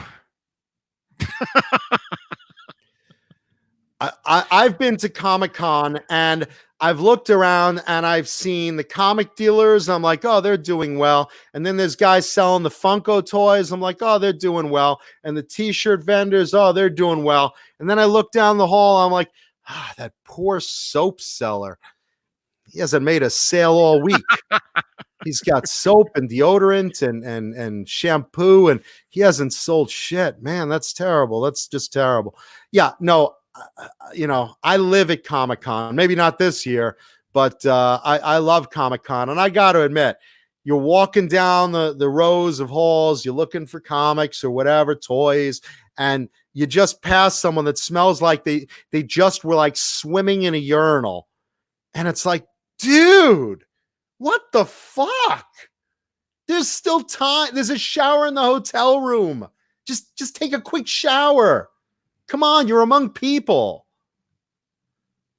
Yeah. It's tradition, man. All right. That's the guy always standing next to me at a concert. Lucky me. Let's see. Has anyone tried, by the way, so I've had people message me this. Yeah, I'm thinking of going speeding down the road because there's no one on the highway. And what's a cop going to do? Pull me over and I start coughing and it'll let me go? Yeah, don't do that. Don't do that. I've had people message me all this stuff in the last week. Crazy stuff that they're thinking about doing. Yeah, like I'm a selfie in the middle of the 405 highway, and because no one's there. Yeah, don't do that. Don't just go home, man. Yeah. Let's see. Yeah. There's a lot of you got to be careful. You really got to be careful because the last thing you want to do is end up in a hospital somewhere. Yeah, definitely. Especially right now. Yeah, this is not the time to go. You'll be like the only one on that big fucking ship, the Mercy or whatever the other one is. The hospital ship. Yeah, you'll be the only one there because nobody's getting into car accidents now and motorcycle accidents, and no one's getting into things that require them to be in a hospital. Thank you, Bang Energy Drink. No one's requiring you to be in a hospital because they're not getting injured. They're all at home. So those hospital ships are empty right now, and they'll probably switch them over to, use for the COVID virus. And that's cool. But like, for those of you that, that wind up in a hospital, you're going to be really lonely right now if you're on one of those ships. And if you're in a regular hospital, holy fuck, you don't want to be there because there's coronavirus. Don't stand on the highway and drive fast and flip your bike. Don't do that. Linny Lou and Mary are getting stoned off their ass. That's great. Right now? Probably right now. They say they have a lot of weed at the house. So that's cool. I could just see them like sit there partying. Oh, Johnny Beane's on. Oh. Awesome. I love Mancuda. Oh God. I want his dick. I want his dick too. We should both have his dick. Yeah. Oh yeah. Yeah, I want his dick. Yeah, no, I can see that. SD Design says, favorite Jewish comedians, Adam Sandler, Jerry Seinfeld, Sarah Silverman, John Mancuda. Right up there. Yes. Favorite Jewish comedian. Let's see. Fruitcake Tony wants to know, will Kiss go out on tour immediately when restrictions are lifted? I mean, here's the thing. You know what's really funny? This COVID-19 probably will set their tours back a lot closer to their 50th anniversary. I was talking weeks ago about this, that their 50th anniversary is coming up about a year and a half shy of when their end of the road final goodbye tour is supposed to end. I don't see Gene and Paul missing that 50th anniversary opportunity.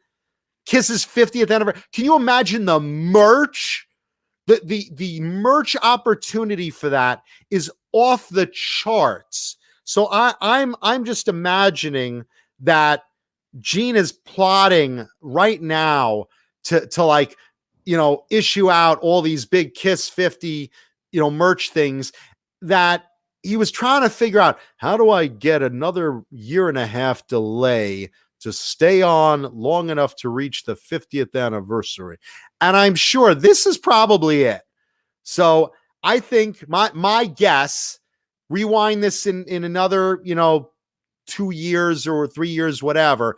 But my guess is they're going to delay till things are safe, which is smart, and people are comfortable going back out to rescheduled shows and tours and whatever. Yeah. But I have a feeling this is the perfect excuse to get us to that Kiss 50th anniversary. Right? Mm-hmm. Well, I mean, this is the time for any band or any brand of anything. If you want to plan some big New Year's Eve, type party or whatever it is, this is the time to plan all that. Definitely. But the merch opportunities, oh my God. And understand the Kiss Army, and I'm a huge Kiss fan. You guys know that. The Kiss Army devours Kiss merch as it is. Kiss sugar cubes with all their faces on it. Awesome. Get me 100 of them. I mean, anything. The Kiss back scratcher with Gene's tongue, itching your spots, and, the Kiss Q-tips, and, we're gonna, get that wax out of your ear. Do your ears are dirty. I could see that, I was the Kiss soap. I was made for washing you. Yeah, it was the Kiss cloth, the Kiss washcloth with a K. I was made for washing you, baby. You were made for washing me. You were made for scrubbing me. Don't jerk off on me. The Kiss toothbrush. The Kiss. I was made for brushing you. Do you want to fight those Kiss cavities?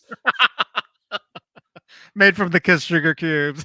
Yeah, the Kiss cubes. I'm amazed that they haven't come out with a Kiss ice cream yet. Like Ben and Jerry's, Kiss concoction with all K's, Why don't you get on that? Ben and Jerry's come out with all these great flavors. I'm sure, Yeah, and I don't think Kiss is going to play to empty arenas. I mean, they're going to wait till stuff is safe and people come out, There was Kiss ice cream. What was that? But it was just probably like Pops or something. There was Kiss in Australia. There was a Kiss ice cream bar. Kiss cone with a K. Here, let me share these. Yeah, there was a Kiss ice cream bar, and then there was a Kiss there's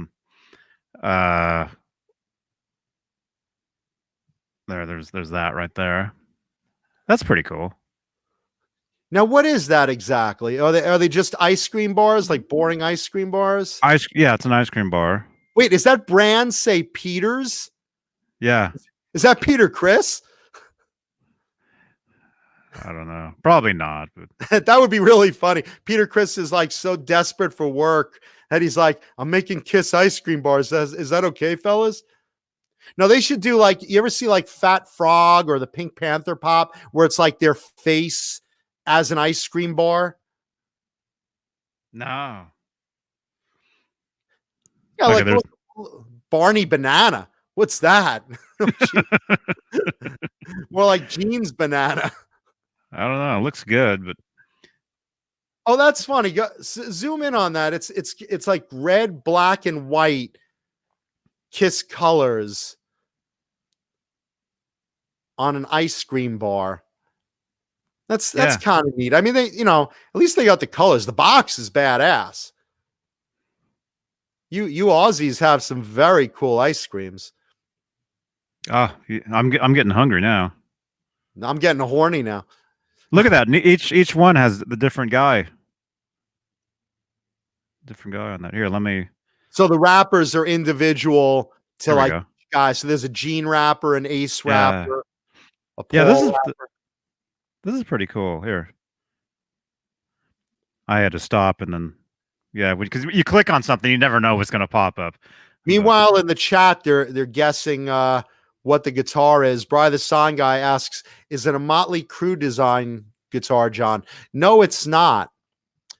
It's not. And good guess though, because the Theater Pain graphic is very popular. Oh, those rappers are cool. Those rappers are very cool. Why didn't they do something like that in the States? Look at that. Those rappers are badass. I would buy those. Mm-hmm. Each Kiss ice cream bar wrapper has one of the members of the band, like a full body shot of them dressed really cool in full makeup, and a big logo on the box, and 40th anniversary limited edition. So it was like, I guess, 7 years ago, probably 7 years ago, I guess. Wow. Mm-hmm.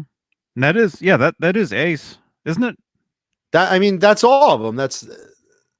That looks like no, it's not. That's Tommy. Is that Tommy at that point? Yeah, the one down there says Tommy. Yeah, that's Tommy Thayer. Okay. That's Tommy, and who's the drummer? That's what's his name? Brain fart here. Oh, good God, the blonde guy. I can't read the. Oh, Eric Singer. Thank you. Singer. Okay, I couldn't read that. Eric Singer and his Schwinger. Okay. And thank you, Hugh Caldwell, giving us kind words. Thank you, man. We want to keep you laughing because, yeah, it kind of sucks out there right now. So we try to give you a lot of fun during the show. Yes. So there you go. Thank you. Oh, here's a close-up. Oh, look at this. Oh, there's more. Are there other Kiss ice creams? I would think. Do you know what I'm talking about? Like Fat Frog or the SpongeBob SquarePants pop. These are ice cream pops, and the ice cream is in the shape of a face of a character. And they have one for the Pink Panther, and all sorts of stuff like that. So this comes from a Kiss fan site. Peter's ice cream. The same ice cream. The Thunderbolt Ice Block ice cream bar. 2013. This is posted. Kiss fans are lapping up the relaunch of an 80's ice block. Oh, so maybe a relaunch. So maybe something like this actually was out back originally. Oh, that's interesting. See, but don't you think? I mean, look, the wrappers are badass, and I think that it's cool colors and stuff. But don't you look up Fat Frog? Just Google Fat Frog ice cream. Fat Frog. Yeah, because I want you to see what I'm talking about. Because I think that would be a marketing boon if you would do all four faces of the members. See, now that photo there, that was the original members, by the way. Yeah. That was Peter, Chris, and Ace. Okay, was it Fat Frog ice cream? Sandra Pocorni says it says Kiss Peters. So they're shaped like the members' penises.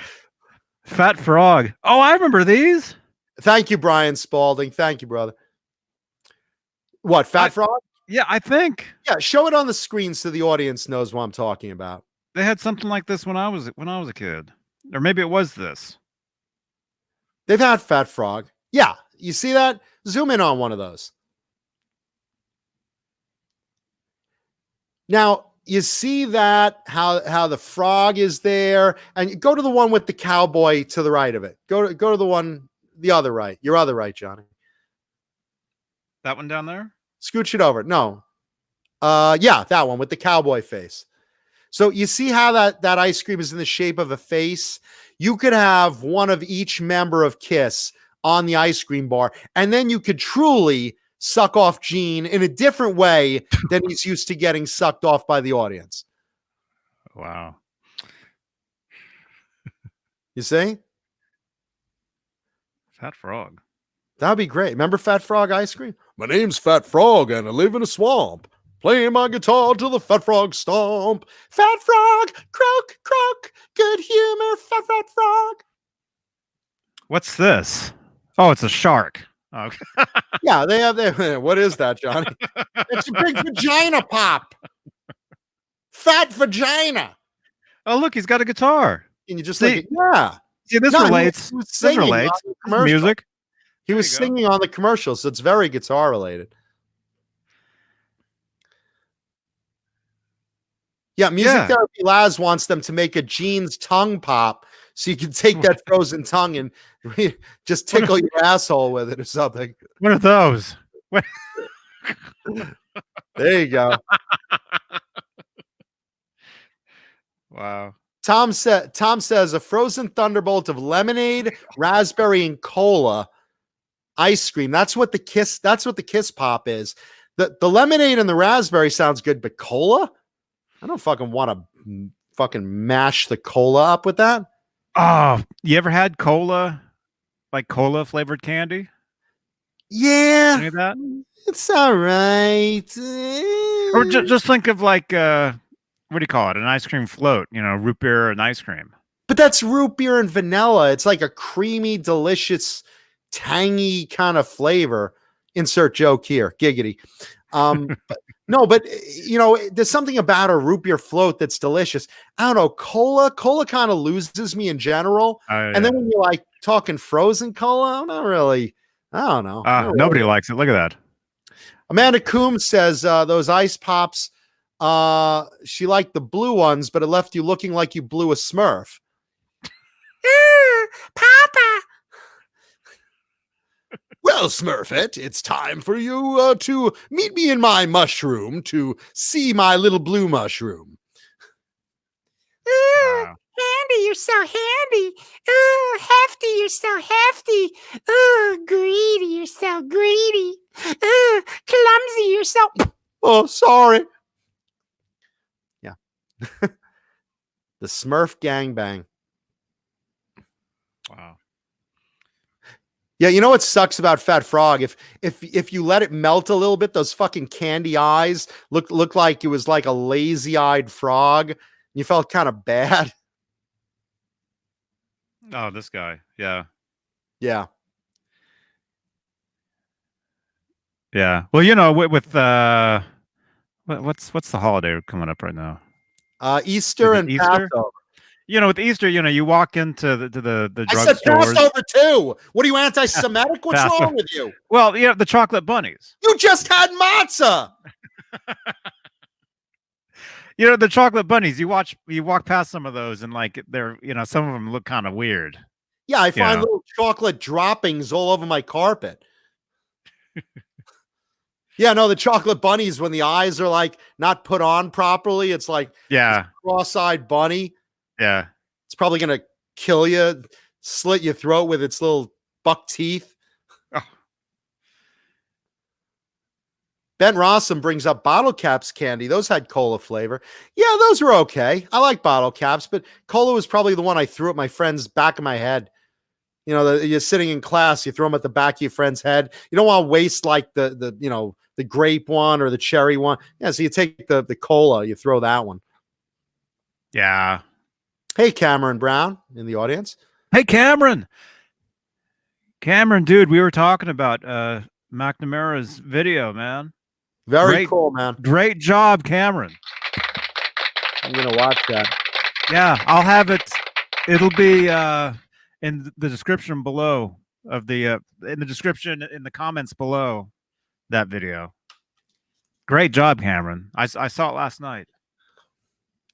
Speaking of creepy characters, not you, Cameron, but cross-eyed chocolate bunnies.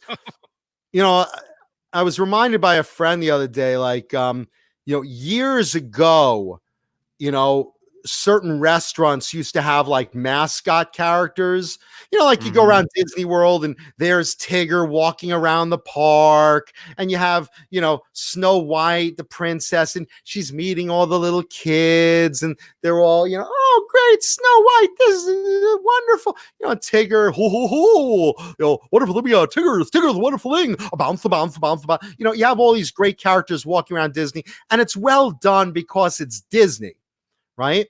Yeah. But, years ago, a lot of restaurants, like certain local restaurants, like, I remember Ground Round, which was like a New York burger place, like a family restaurant, kind of like an Applebee's or a Chili's. It was called Ground Round. It was in New York.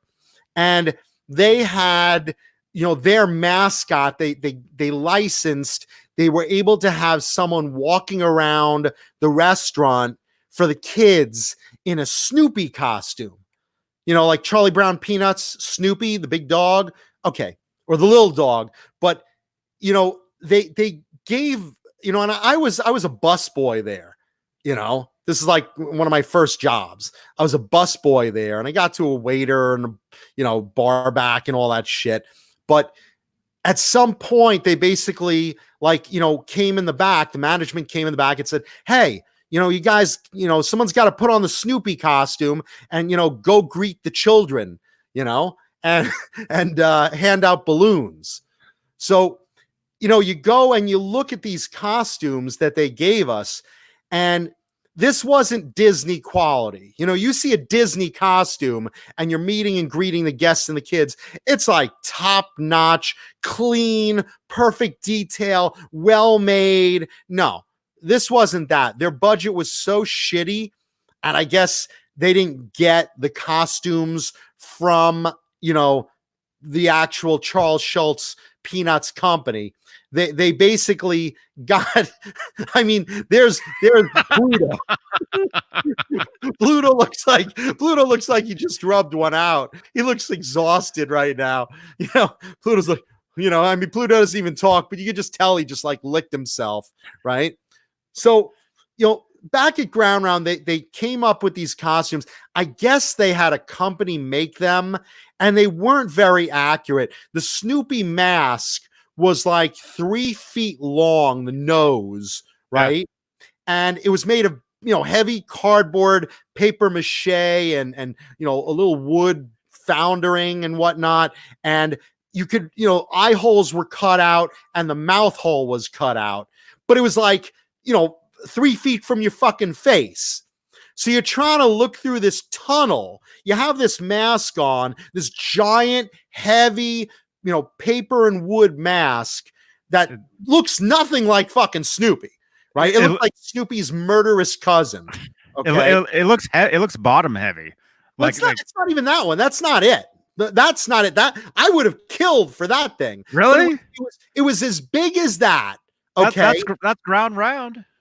Well, that was I guess a version of it. But imagine one not covered in fur, right? Oh wait, there's another one. There's a white one, not covered in fur, right? Same shape head. Let's see. Just as big, but the eyes are like all clouded up, and the mouth you could barely see through. It's like looking down a tunnel, right? And the thing's heavy. It's not like a Disney one where it's made of the best, finest, lightest cloth materials, and it fits nicely, and they make sure you can breathe, and they make sure you can see. No, you're sweating in this thing. And then there's like a heavy fur suit that nobody washed, but it's been like all over the floor of a restaurant. And if you guys have ever been into the back of a restaurant, like, an Applebee's or something, the floors are slippery and full of grease and crap, Yeah.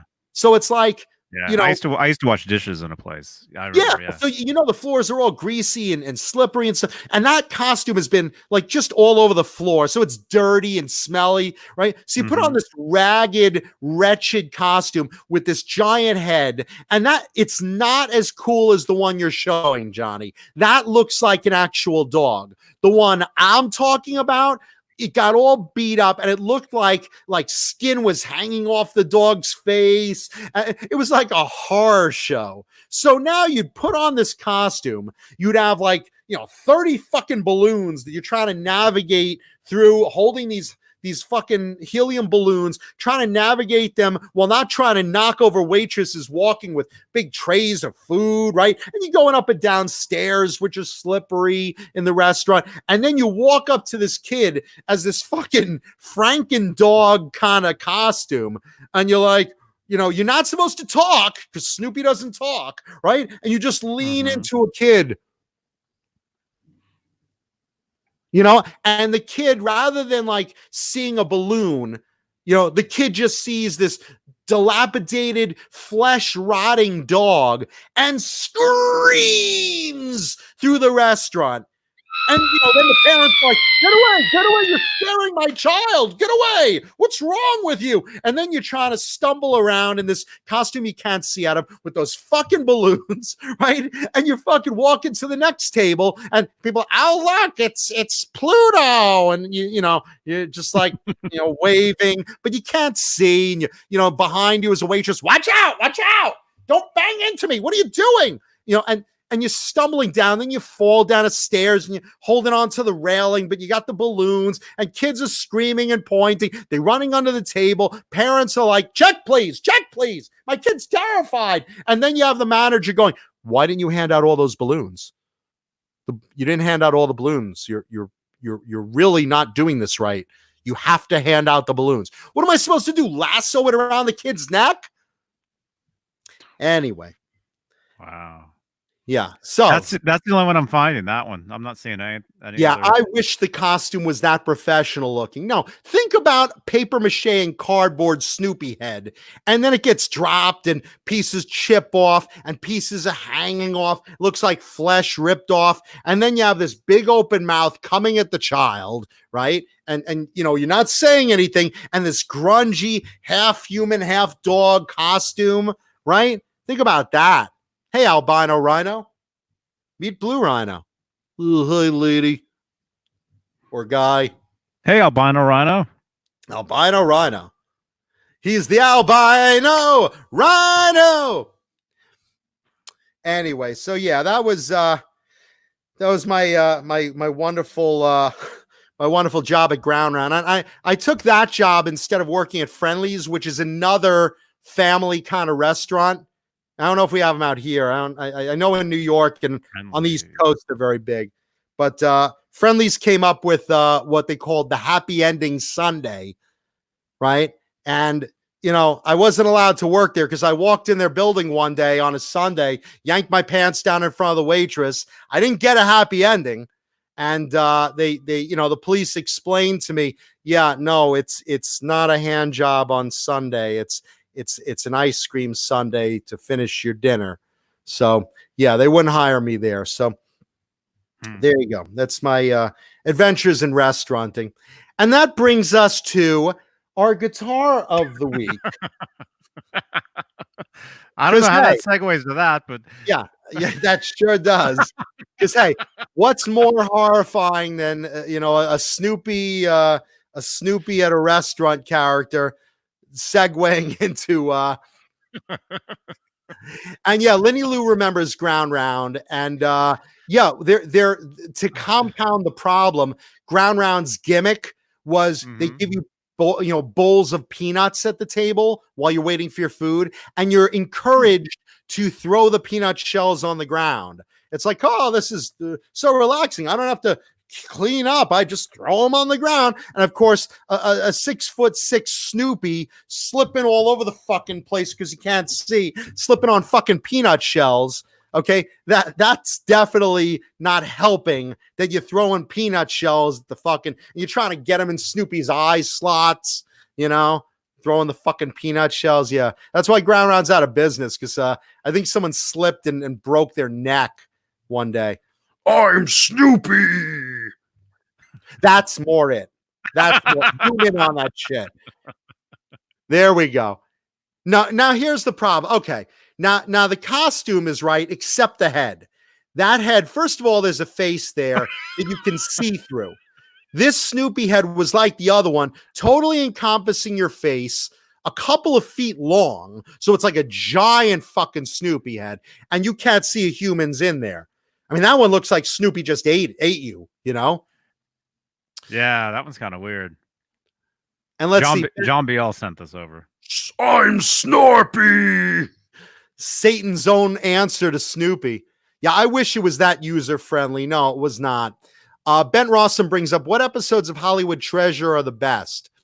Find the episode that I get back my Lost costume, because that's a really great episode, and that's very Lost related. I get back the original Others costume that I wore on the TV show Lost. That's closer, but imagine the nose of Snoopy like another like couple of feet longer and bigger, wider. And it's like that. Now imagine that, take that head and take an axe to it. Like the mob just beat you up because you owe money, like with crowbars, and add more dirt to that costume. And it's like Snoopy rose from the grave. So yeah, that's it. Yeah, that nose isn't big enough, wide enough, or long enough. Like a giant's cock. Anyway, so today's guitar of the week for Show and Tell Tuesday. Any more guesses in the chat? Now, my clue today was it has a band's album cover graphic on it. It's an 80s band, not Motley Crue. Let's get a couple more guesses before I pull it out. The guitar, that is. Let's see what we got.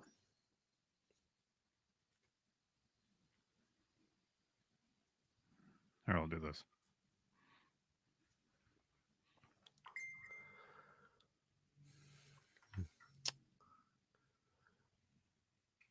Huh. Ben Rossum says, John Mancuda, is it the Jizzcaster?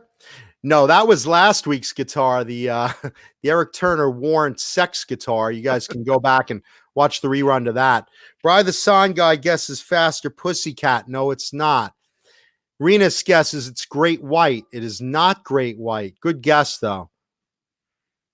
Steve Stafford, someone guessed Theater of Pain. Nope, not Motley Crue.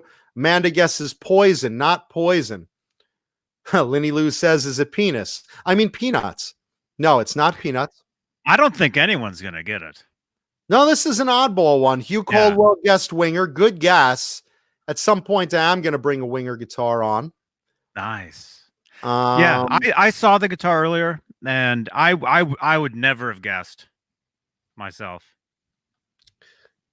Let's see. But it's a known graphic guitar. Band. You know, it's known. Other band guesses: Lynch Mob, no. Dio Holy Diver, no. Good guess. Bry the Sign Guy, Danger Danger. That would be a good guess, but I've had Danger Danger guitars on here. It's not. Sylvesterado guesses Dokken. Ben Rossum's guess is Nuclear Assault. No, but that's another good guess. Sandra Picorni, is it a BC Rich? Yes. I will say it's a BC Rich. Bry the Sign Guy guessing White Snake. Renus guessing Striper. Steve Stafford, White Lion. Sandra Picorni, Extreme. California Home Builders guessing Rat. Han Solo, Star Wars guitar. Nope, it's an 80s band. Other guesses: Loudness, Shotgun Messiah, LA Guns, Wasp, Twisted Sister, No. Poison Wasp. No, guys. None of them. Okay. That's it. No more guesses. Time for the review. Ladies and gentlemen, this week's Show and Tell guitar has the graphic of the band Dangerous Toys. Johnny.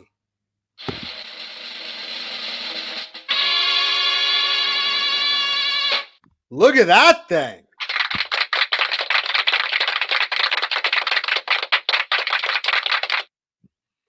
This is a 1988 BC Rich Gunslinger.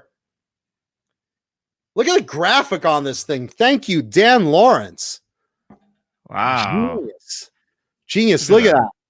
It's that psycho Jack in the Box clown with a mini Jack in the Box clown puppet that he's manipulating on a Oh, so it's a white, Jack. It's a Jack in the Box with doing a marionette right, of himself. of him. Yeah, So you have two very angry, psychotic clowns. Look at the detail on that shit. that sounds kind of like the show. Yeah. You have two angry clowns. Just look at the detail on that. I mean, you can see the psycho in his eyes. You have a gold Floyd Rose, and it's a real Floyd. You have an EMG pickup on it. As always with the BC Rich Gunslingers, you have a reverse headstock maple neck. And look how cool that headstock is. I love matching headstocks. And again, graphic painted by Dan Lawrence. Mm-hmm. Look at that thing. Red and white checker headstock. There's something about red and white graphics I have a real weakness for. Me too. Yeah, and Ben, no, it wasn't Scott Oliver's axe. Again, I think it was just painted for the band, basically. Like, you know, they just liked the graphic. But no, it was not, to my knowledge, it was not played by Dolliver. No. And again, typical gunslinger, you have the fret access, little cutout in the back, maple, oiled maple neck, rather. Look at that. These necks are so comfy. I have talked about gunslingers so often. So freaking often. They are terrific players. It's, one humbucker angled, one volume. It's all business. And again, older body, light as fuck. Great, great, great players. Brother the Sign Guy wants to know, where did I get it? Someone sold it to me when I first started getting back into guitars. I never had a BC Rich Gunslinger. I wanted one. He says, I got one for you that's going to blow your fucking mind. Do you like Dangerous Toys? I said, sure I do. He says, this one has the album cover graphic. And I said, wow, I got to see that. And the fucking detail on this shit, give every kid nightmares and every woman an orgasm. Just look at that fucking thing. So freaking cool. And again, there's such fast players. 22 fret necks, maple, dirty maple, all business. But just the detail on the freaking thing. And look at this little guy. Not my penis, the graphic on the guitar. The little marionette's really cool, right? Yeah. Scary fucking thing. And what a great band. Teasin' Pleasin'. Love that song. And there you go, kids. Today's Tuesday show and tell guitar. Dangerous Toys, BC Rich Gunslinger. Look at that. Could you get any more kick-ass than that?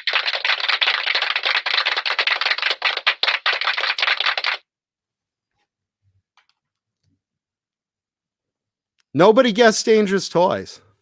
Yeah. No, I didn't think anybody would have gotten it. Yeah, that's an odd band. I mean, I like them, and I bought their albums. And thank you, California Home Builders. Thank you, brother. There you go. Now that's the first album, right? I don't know. Or is that the second? I think that's the first one. It's all the same. Yeah, that's the first one. That's the first one. The second album has that guy too. That's like their mascot. That's their version of, Iron Maiden's Eddie. Let me see. Brother the Sign Guy wants to know, what's the writing at the tip of the headstock? It basically says BC Rich made in the USA, which, these were made here in California. You see that? There you go. I just love matching headstocks. I have such a weakness for that. Fruitcake Tony's guest was Kane Roberts. Not this week, bro, but you're really good at this. Let's see. Silverado one had a Dangerous Toys phase. I've seen them at various times. They're good in concert, and he's got a very distinct voice. I really like that. You know, that Jason, Jason, run for the door. You know, that kind of high, kind of shrill, but it's cool. You know, it's not like Jim Gillette of Nitro where he's like breaking glass. It's just really, really great vocals on that. Yeah, that's the debut. That cover I just showed, 1989. Yeah, that's their first album. They came out with others, and they're good. SD Design says, a New Yorker in California? What the fuck? I thought New York hates Cali. Here's the thing. I am a New Yorker, Long Island boy. I live in Hollywood because, you know, that's where my career led me. But I go back and forth. You know, my parents still have a house in New York, and I still keep a room full of stuff there. And, you know, I have my house here in Hollywood. But it's not a matter that New York hates Cali. I mean, we don't hate Cali. I like both. But there's different things we like about Cali. Cali, the traffic sucks, but sushi and Mexican food are delicious. New York, we don't have as you know, New York, we talk to each other more. We're more direct. We talk to each other a lot more. And we have pizza and bagels and Jewish deli that'll knock your socks off. So, you know, it's a food thing and whatnot. I mean, if you're in Cali and you need a good Jewish deli, I recommend Brent's. As a New York Jew, it's a terrific deli. Let's see. Fruitcake Tony says, I want to see you get a guitar from Tom Kiefer or Jeff LeBar. I have guitars from Cinderella. I have we've had the Tom Kiefer, the Pat's Dogs commercial, Ibanez Iceman. We've had that on the show before. Pat's Dogs, the cook is never tired. Yeah, we've had that. We've had that guitar on the show, and we've had it after Tom signed it to me and said hi to the show. And then Jeff LeBar, I have that Cinderella promotional guitar, that Long Cold Winter guitar from Joe DeSpagni of Gem Guitars, rest in peace. So yeah, we've had both those on the show before. So yeah, Fruitcake Tony, just go back in the archives and look up those old shows. And I'm sure I'll bring them on again. I mean, you know, eventually I'll show other stuff along with the new guitar of the week. But yeah, look what I just found. That's what, the bass, or is that another guitar? It's a guitar. It's a Kramer. It's a copy. Okay. Yeah. The detail on that's different, but yeah, I mean, the same idea. It looks like an import Kramer, like a very, very cheap one. It's like some kids in a Chinese shop right now are trying to copy the graphic on this one, because this was done by Dan Lawrence. And as you guys probably know, Dan Lawrence of DRL Graphics, he's the best. He did a lot of celebrity graphics from a lot of guys back in the day. He did, you know, CC DeVille and Dokken and just the list goes on and on. The Warrant guys, all those guys. Dan Lawrence is one of the best graphics artists in the business, and he did the original of this. So let's see. California Home Builders, how many guitars do you own, Mancuda? Well, when you spell my name with a T rather than a D, I'll tell you. No, I own over 300 guitars, and they're usually a mix of BC Rich, Charvel, Jackson, Kramer, Ibanez, ESP, and then you got a couple of oddballs, some J-Frog, some Rand, a Wrist, you know, a Fender, a couple of Les Pauls. You know, I have a little bit of everything and a lot of certain 80s brands, because I really like, you know, the quality of the 80s guitars that were made in the USA by Charvel, Jackson, BC Rich, and Kramer. And then from Japan, I like the ESP and the Ibanez, the early ones. And, you know, again, it's a lot of guitars, but you rotate them through, so you play them all eventually, and it's addicting. You guys know, you know, it's addicting, and people are like, hey, what did you do with your residuals from Lost?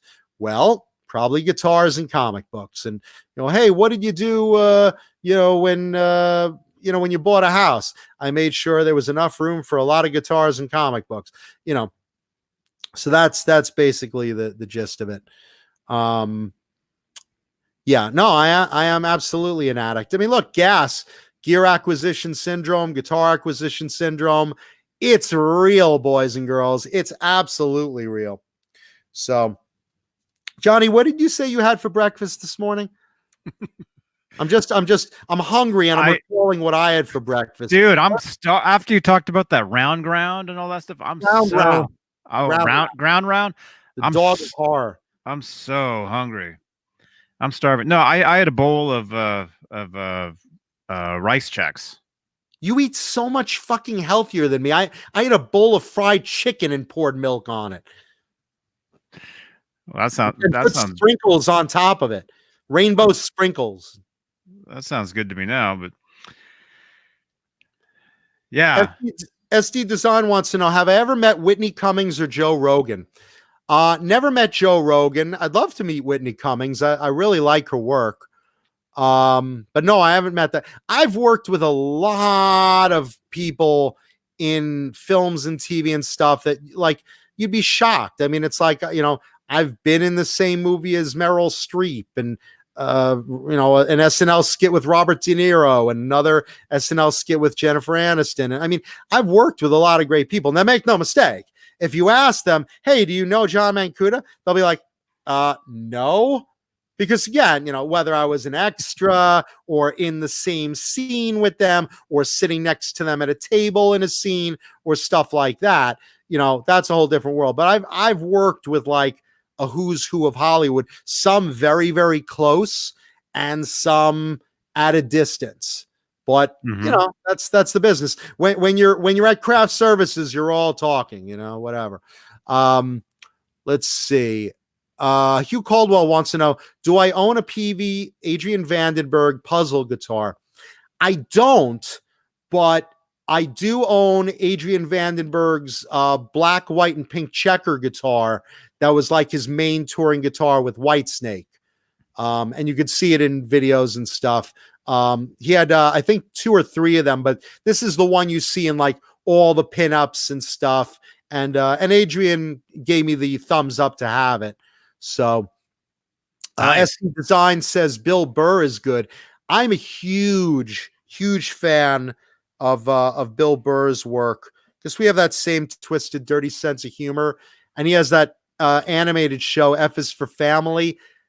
Bill, if you're watching, I would kill to do voiceover in that cartoon. Just a friend of mine does a voice on that. On F is for Family? Yeah. Which one? Yeah. Which character? Yeah. I don't know.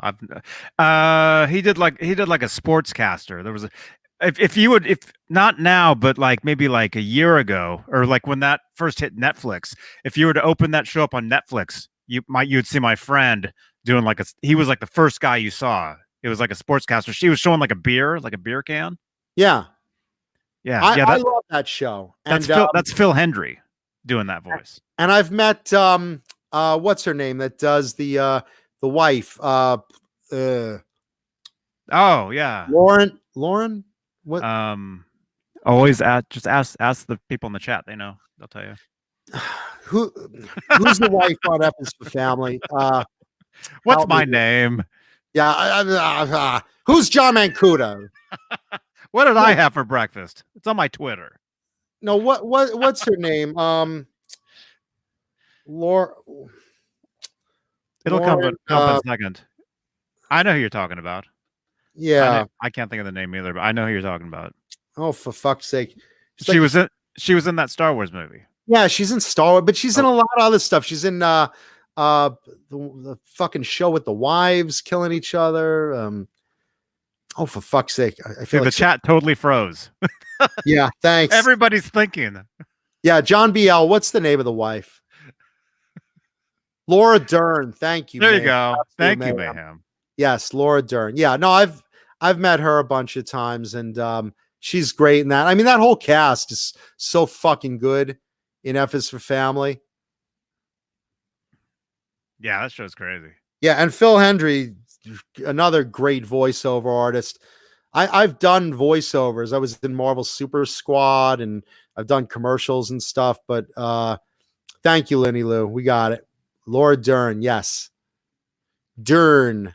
Laura Dern.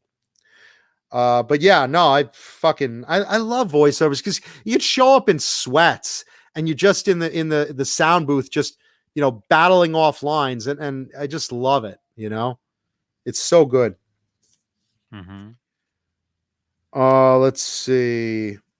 I've also, speaking of hungry, I've also been watching again because I've been watching so many foodie videos. I've been watching like You said foodie, right? huh? Foodie.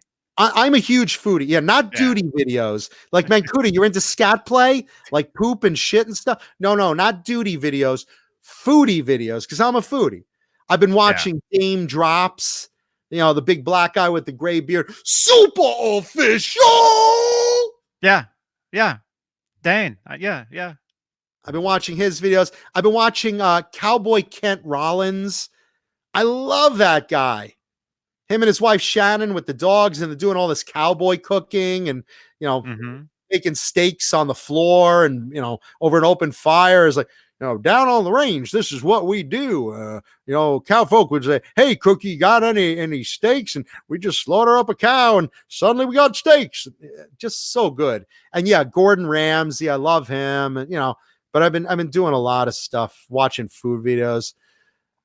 Rick and Morty, yeah, they're awesome. And I love them big time. They just take forever to come out with new stuff. Hendry did a Rick and Morty too. He was like, was he a principal? I got to get his agent. Is there a principal in that? I'm going to get him on here because he's a good friend of mine. Number of his agent. I need his agent. He's a good friend of mine, so I'm sure he would come on one of these shows with us sometime and just talk about all this stuff. Ben Rossum, Tom brings up. Let's see. In F is for Family, Phil does Colt Luger, Jim Jeffords, and Mr. Durkin. That's very cool. Yeah, I love all those. I love all those secondary characters. I've always loved that stuff. Like on The Simpsons, what's his name does all those side voices. Yeah. You know what I'm talking about. I forget his name. Some with an H. I'm like from hunger. I'm like just drowning. Harry Shearer. Harry Shearer. Yeah. Yeah. Absolute Mayhem says the next Rick and Morty season is coming out in May. I'm sorry, not Harry Shearer, Hank Azaria. This is how forgetful I am right now from hunger. Well, they both do like half the characters on the shows. Yeah. The only one that doesn't. Who's the only one that? I think it's Lisa is the only one that does that one voice. Yeah. And then maybe Bart only does like the one voice, but Homer does Krusty and Homer, and then Hank Azaria does Apu and everybody else. Don't even get me started on Family Guy, who I'm a huge fan of Seth MacFarlane's, and he does like half the fucking voices. Mm-hmm. Did you like that space show that he was doing? Did you ever see that? Orville? Yeah. Terrific. It's like a really, really good Star Trek. I know a lot of our audience are like Star Trek fans too. It's like a really good Star Trek. If here's the thing about Orville, and I've talked to him about this because I met him at a party at Comic-Con. We were at the Entertainment Weekly party, and I just talked with him for a minute. I said to him, I said, let me ask you something, because I have this theory. Did you know where you were going when you started with Orville? Because it seemed like you wanted to make it a comedy, but the jokes kind of fell a little flat. And then you started getting fan mail saying, hey, this is like a really good version of Star Trek. You should keep it a little more normal. And that's basically what happened. Is he started trying to make it funny, but didn't really know where to go with it.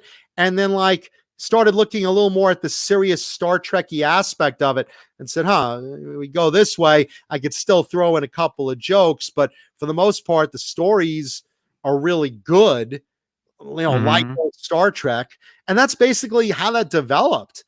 And I'm friends with the guys over at Innovos who make the costumes, the official costumer of Orville, and they make, replicas of the weapons and everything. And it's a terrific show. He does such a good job with that. Now, make no mistake, he could do a better job by casting me in it. Thank you, Bang Energy Drink.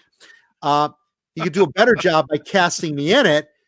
But yeah, that isn't the plan right now.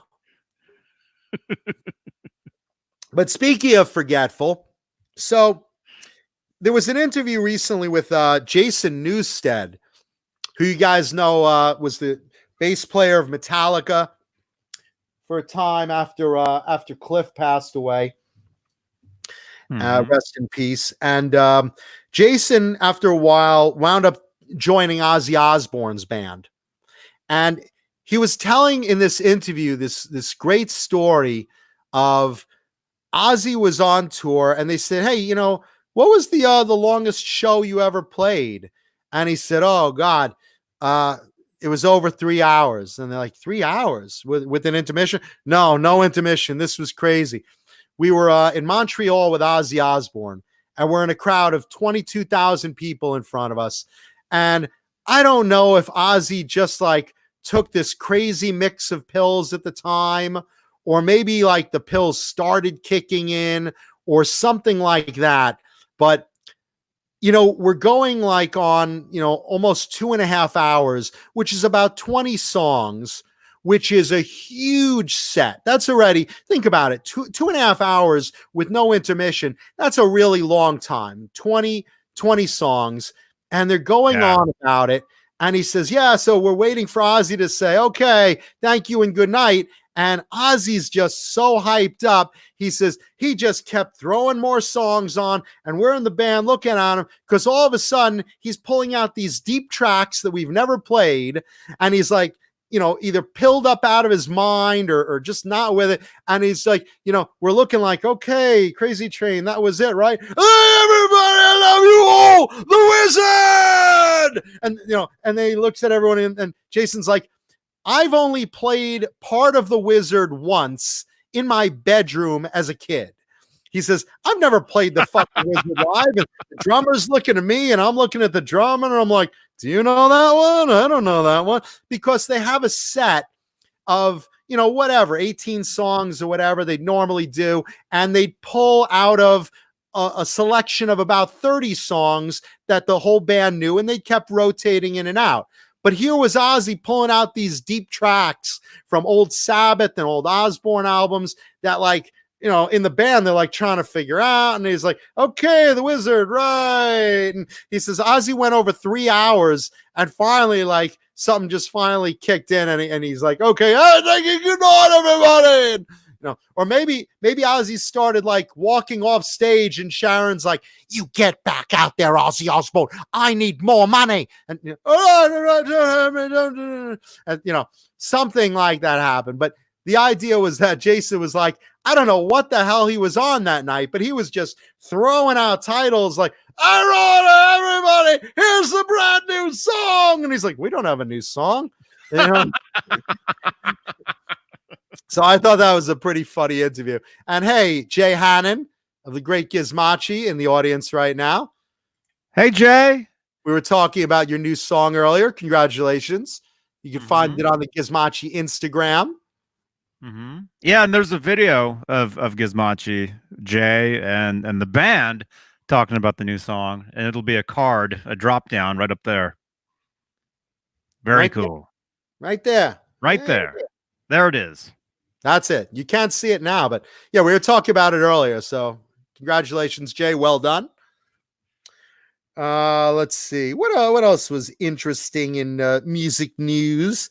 I thought that Jason Newsted story was terrific because I know how Ozzy can get, especially when he's like out of his head, and he's just not paying attention. And all right, it's like he says, oh, let's do Crazy Train. And the music starts playing, and all of a sudden he's like, Diary of a Madman. And they're like, what? Oh. Ozzy, you're singing the wrong song. Right. Got it. Crazy. Yeah, so I thought that was really great. I would have loved to have seen that, just the video of that particular thing You know, where Jason's like looking like, do you know how to play this? I don't know how to play this one. Where's he pulling the wizard out of his ass? That's not in our lineup. I think, you know, if you were hired to play, you know, with a what would I even say, an icon, you know, like that, you'd be expected to know every detail of every song, because you never know when they're going to pull it out. But think about Just like this, that. and this was his logic. He says Ozzy has over 200 or 300 songs. He's like, I know a bunch of them. I've heard a bunch of them, but I've never played all of them. We have a list of 30 songs that at any night we're playing 18 of them. And you know, certain ones you're going to play Crazy Train. You're going to play, you know, whatever the latest album is. You're going to play, you know, Shot in the Dark. You're going to play Bark at the Moon. You know, certain ones you're going to play. But either way, you know all 30 of those. The hits. But you probably don't know all 300 of them. And this is where he was coming with, you know? I'm sure there's guys out there that do know. You know, there are musicians out there, you know, session guys that get picked up for these tours or whatever, and they, you know, probably do know every song, because you never know when they're going to want to pull it out and play it.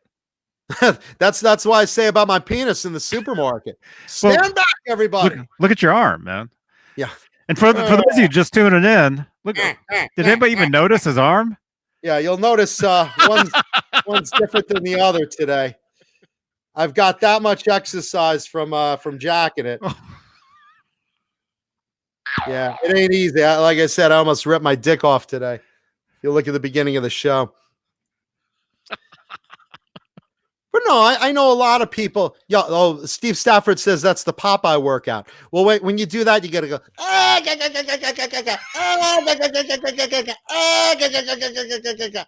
Yeah, that's the Popeye workout. See, I'm different. I'm just walking along. See, I don't do Popeye usually. I basically, you know, I try to control myself, but there are those times where something's so sexy. And right now, I'm just so fucking horny because I'm just alone here, right? So, you know, you're walking down the street and you see a billboard and it's got a girl on it, and it's like, oh no, I gotta jack off. And then, you know, I run into the bathroom, you just hear, you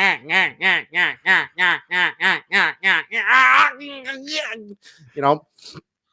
So I mean, yeah, it's a bit impulsive. But look, I mean, you know, you're online at the bank, you're online at the supermarket. Sometimes you just see, you know, something on a can of soup. It's like, you know, the fucking Land O'Lakes butter lady the other day. I mean, I almost grabbed the butter and rubbed it right on my shaft right in the store. Oh, wow. No, it ain't easy being me, man. It ain't easy being me. I know, man. Yeah, hey Jay. What's going on is I'm very lonely. Yeah, Absolute Mayhem said it perfectly. I'm walking in the fruit aisle, you know, thinking, oh, where's the tomatoes? And then I see 2 cantaloupes on the shelf. You know, oh no, you know. Oh, you see the tomato in the form of a bottom, you know. Yeah, the tomato looks like a tight little ass, or you just see 2 melons next to each other, and I'm just, oh geez, you know. Swiss cheese has holes in it. I'm thinking my little pee-pee could fit in one of those holes, you know, something like that. I mean, it's just, I'm lonely, man. I'm just very lonely in this quarantine. So, you know. I was about to say, just imagine one of those Popeyes chicken sandwiches right about now, man. Well, the ones with the donuts with the fucking that. Jizzy. Oh no, I meant just the one like when we were together, the one that you were eating. You know, yeah. Just imagine one of those all over. So hungry, man. Amanda Coombs. Every time you come back and I'm whacking off, there's a reason for it. Mark Dillon says I run out of Jell-O. I actually have like 20 boxes of Jell-O. For those of you that don't know, last week I fucked a bowl of Jell-O because that's how desperate I am right now. Yeah, Lenny Lou saying her and Mary are diddling each other's clits at home right now. Oh, violently. Oh. Let's see. Some Dave dude says I should take my right arm and lawfully wet it. I mean, here's something else I do. Look, I take a marker, I draw a little face on my hand, right? I draw a little face there. I put a little blonde wig there, and then, hey, John, I really like you, John. Do you want a blowjob? Okay, here I go. Ah!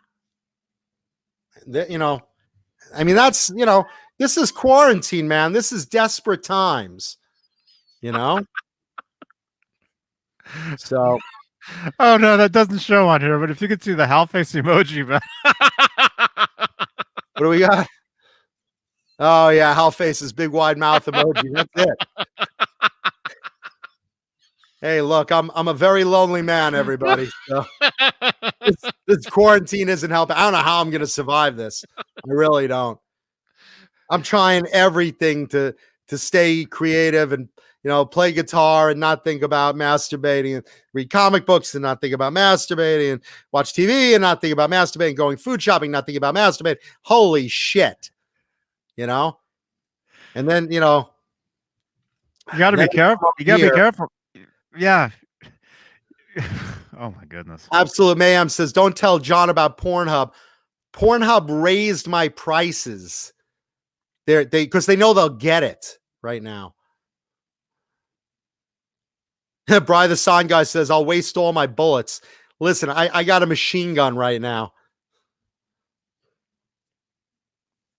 Yeah. No, look, if I said this before, if you're in quarantine with your wife, husband, girlfriend, boyfriend, you're golden. If you're not killing each other, you're fucking right now. Me, I'm here with nobody but Blue Rhino, and I'm not a pervert, so you know I'm not going to touch Blue Rhino, okay? But yeah, I fucked a bowl of Jello, and what of it, you know? And yeah, I've worked out my arm a little bit. I'm lonely, man. I'm fucking lonely. I mean, I you know, I'm in the supermarket. I'm like, you know, I'm trying not to get a hard on in front of everyone online, you know, because I'm 6 feet apart and no one can notice it anyway. But, you know, and all of a sudden I'm thinking, what can I fucking think of to get this down? Nesdol. And then it goes away. So I'm good, you know. But yeah, I don't even like talking dirty in front of Blue Rhino because, you know, he's a very innocent little rhino, and, you know, I don't like to expose him to the perversions of, you know. SD Design asks, am I a fan of Saturday Night Live? I was on the show as a featured extra for 6 years. So yeah, I would definitely qualify as a fan from 1999 to I think 2005. Or the end of 2005. I was on that show in skits that you saw on TV. You know, just as, you know, sitting next to Jennifer Aniston at the counter, you know, sitting next to whatever, you know, doing some action, pushing someone, you know, whatever. You know, featured extra. You're in the main action, but, you know, you're not saying anything other than an Omni. So yeah, I'd say I'm definitely a fan of SNL. I was there. Yeah, I would love to see those, man. Those were the years that I didn't watch. You know what? I hate to say it. They weren't my favorite years. And you know, I was bummed about it because I found out that, you know, they don't hire from within. So like no one there would ever really see my comedy unless you walked into a green room and saw me like doing bits with the other actors. Not the main actors, but the extras. So like I'm sitting in the green room with like, you know, 20 other people that are there as the featured extras. And, you know, we're doing little things. I'm doing little comedy skits with them, and we're doing characters. You know, I did Morty Titlebaum for them. You know, I bring in my Morty costume and dress like that. And, you know, I'd entertain the troops, but, you know, Lorne Michaels isn't walking in the green room. He doesn't care if you're funny, if you're an extra. They only hire from the improv groups like Chicago City Limits or Second City or the Groundlings. You know, so they never see any of your humor, your comedy, your ability, your writing, whatever. So that's actually why I left, because at that point I was like, you know what? I'm never going anywhere here other than where I am now. I'm going to go to Hollywood and do other other shows and whatever, where, you know, eventually I could get better roles. So I did that. So, but it was a fun time. I mean, you're going live in front of millions of people. There is a rush to it, believe me. And you're in front of a live audience, and you're doing 2 shows. So you're doing a show before the aired show that's even longer, with skits that eventually get cut out, depending on audience reaction and politics of the writers and things like that. But is there a lot of like stopping and starting during that first show? No, I mean, they understand we've rehearsed all week for all these skits. Yeah. So through the week, you're doing rehearsals. I would go in there probably 4 days out of the week just for rehearsals. And, you know, things change and they work off of cue cards. So there's like a guy there, and a guy there under each camera angle that has a cue card of the lines of the skit. But as the skit evolves, lines get changed and stuff. So you're like, I'm telling you, there was a gorilla there. Yes, a fucking gorilla with a cigarette. No, I'm not joking. And, you know, and you're reading the lines. So, you know, but you're in front of a live audience and you're not, you know, you're practiced enough not to fuck it up, you know?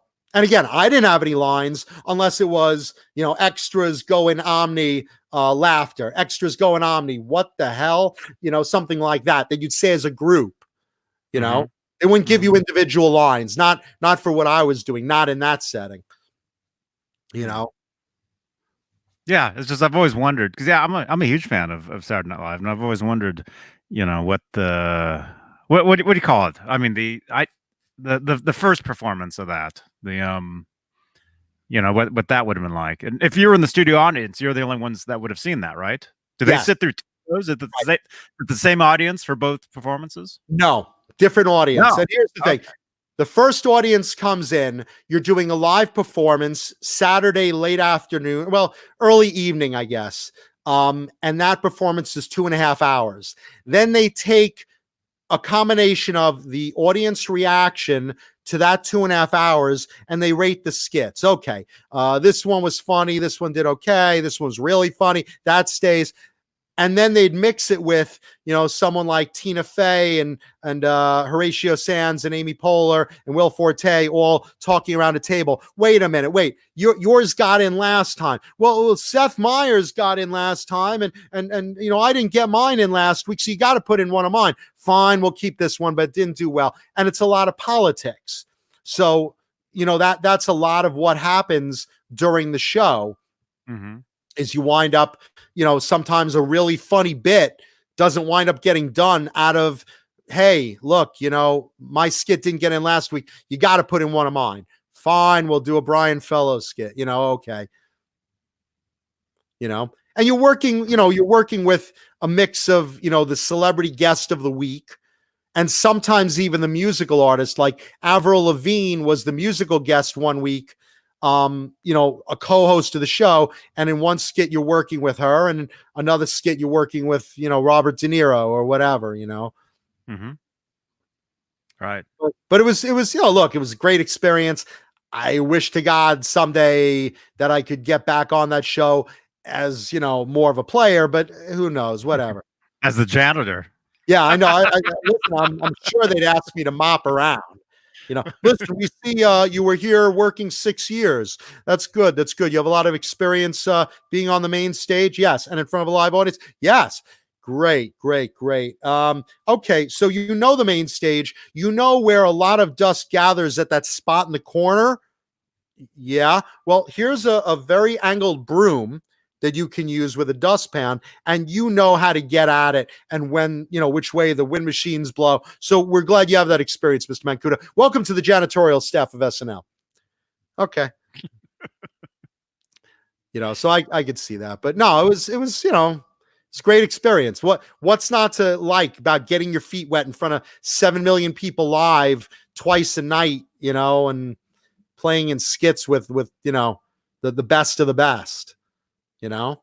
Oh, yeah. And that's something that it's on the resume, and it's amazing. Yeah. I mean, that's terrific. But anyway, let's see. Back to guitars. So Vandenberg, who you guys know is Adrian Vandenberg's brought back band because he was doing Vandenberg's Moon Kings, and now he's returned to Vandenberg as a main band name, and with a new lineup and a brand new album. New album is called Burning Heart, and the first single off it is called Shadows of the Night. And it's online right now if you guys want to check it out. If you guys like Adrian Vandenberg, I'm sorry, the new album is called Vandenberg 2020, and it releases on May 29th. So it's called Vandenberg 2020. And let's see. So the songs are, the first single is called Shadows of the Night, and they're doing a new version of the classic Vandenberg song Burning Heart, which was their, the ballad that really put Vandenberg on the map, and then of course he, went on to join Whitesnake. Ronnie Romero from Rainbow is doing the vocals, and he's a great vocalist. If you guys are fans of Rainbow, there it is. Vandenberg back on track by popular demand. And you guys know Adrian's fucking a monster guitar player, terrific guy, really good to his fans, really good to me because I have his guitar now. So, and guesting on that record in some songs, you have Rudy Sarzo and Brian Tichy on there. So that's really cool.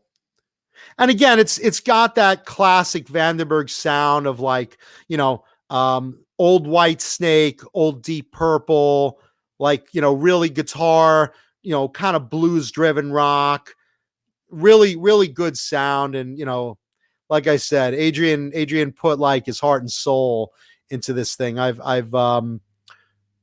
seen him, working on it, little clips he's put on Facebook and on his Instagram, and he's put a lot of work into this. And again, that first track, Shadows of the Night, very, very cool. If you like, his old stuff, if you like Deep Purple, if you like stuff like that, terrific. Really, really good stuff. So you could look for that song right now on YouTube, Shadows of the Night, and then May 29th, the album itself drops. Very cool. Awesome. Yeah. Yeah, that's it right there. There he is. Adrian, here's the thing about Adrian. Adrian has those Dutch genetics. The guy's like, 6'5", I think he's like a little taller than me. And he's got this golden god hair that, he looks like he did in the 80s. I mean, the guy he's so freaking lucky genetically and talented. I mean, come on, you guys, him as a player, both in Whitesnake and in Vandenberg. And if you've listened to Vandenberg's Moon Kings, he's just ripping it up.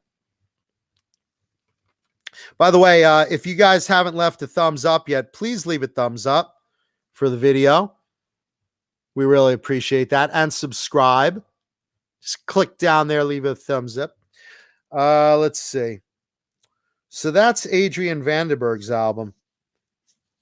I know he's real proud of it, so give it a listen. And speaking of new albums, let's see. May 8th, coming up fast.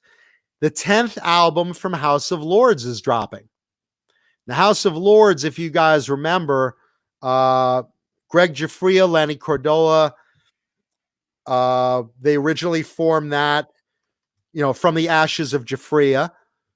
And they did a couple of albums in the late 80s and early 90s. Great stuff.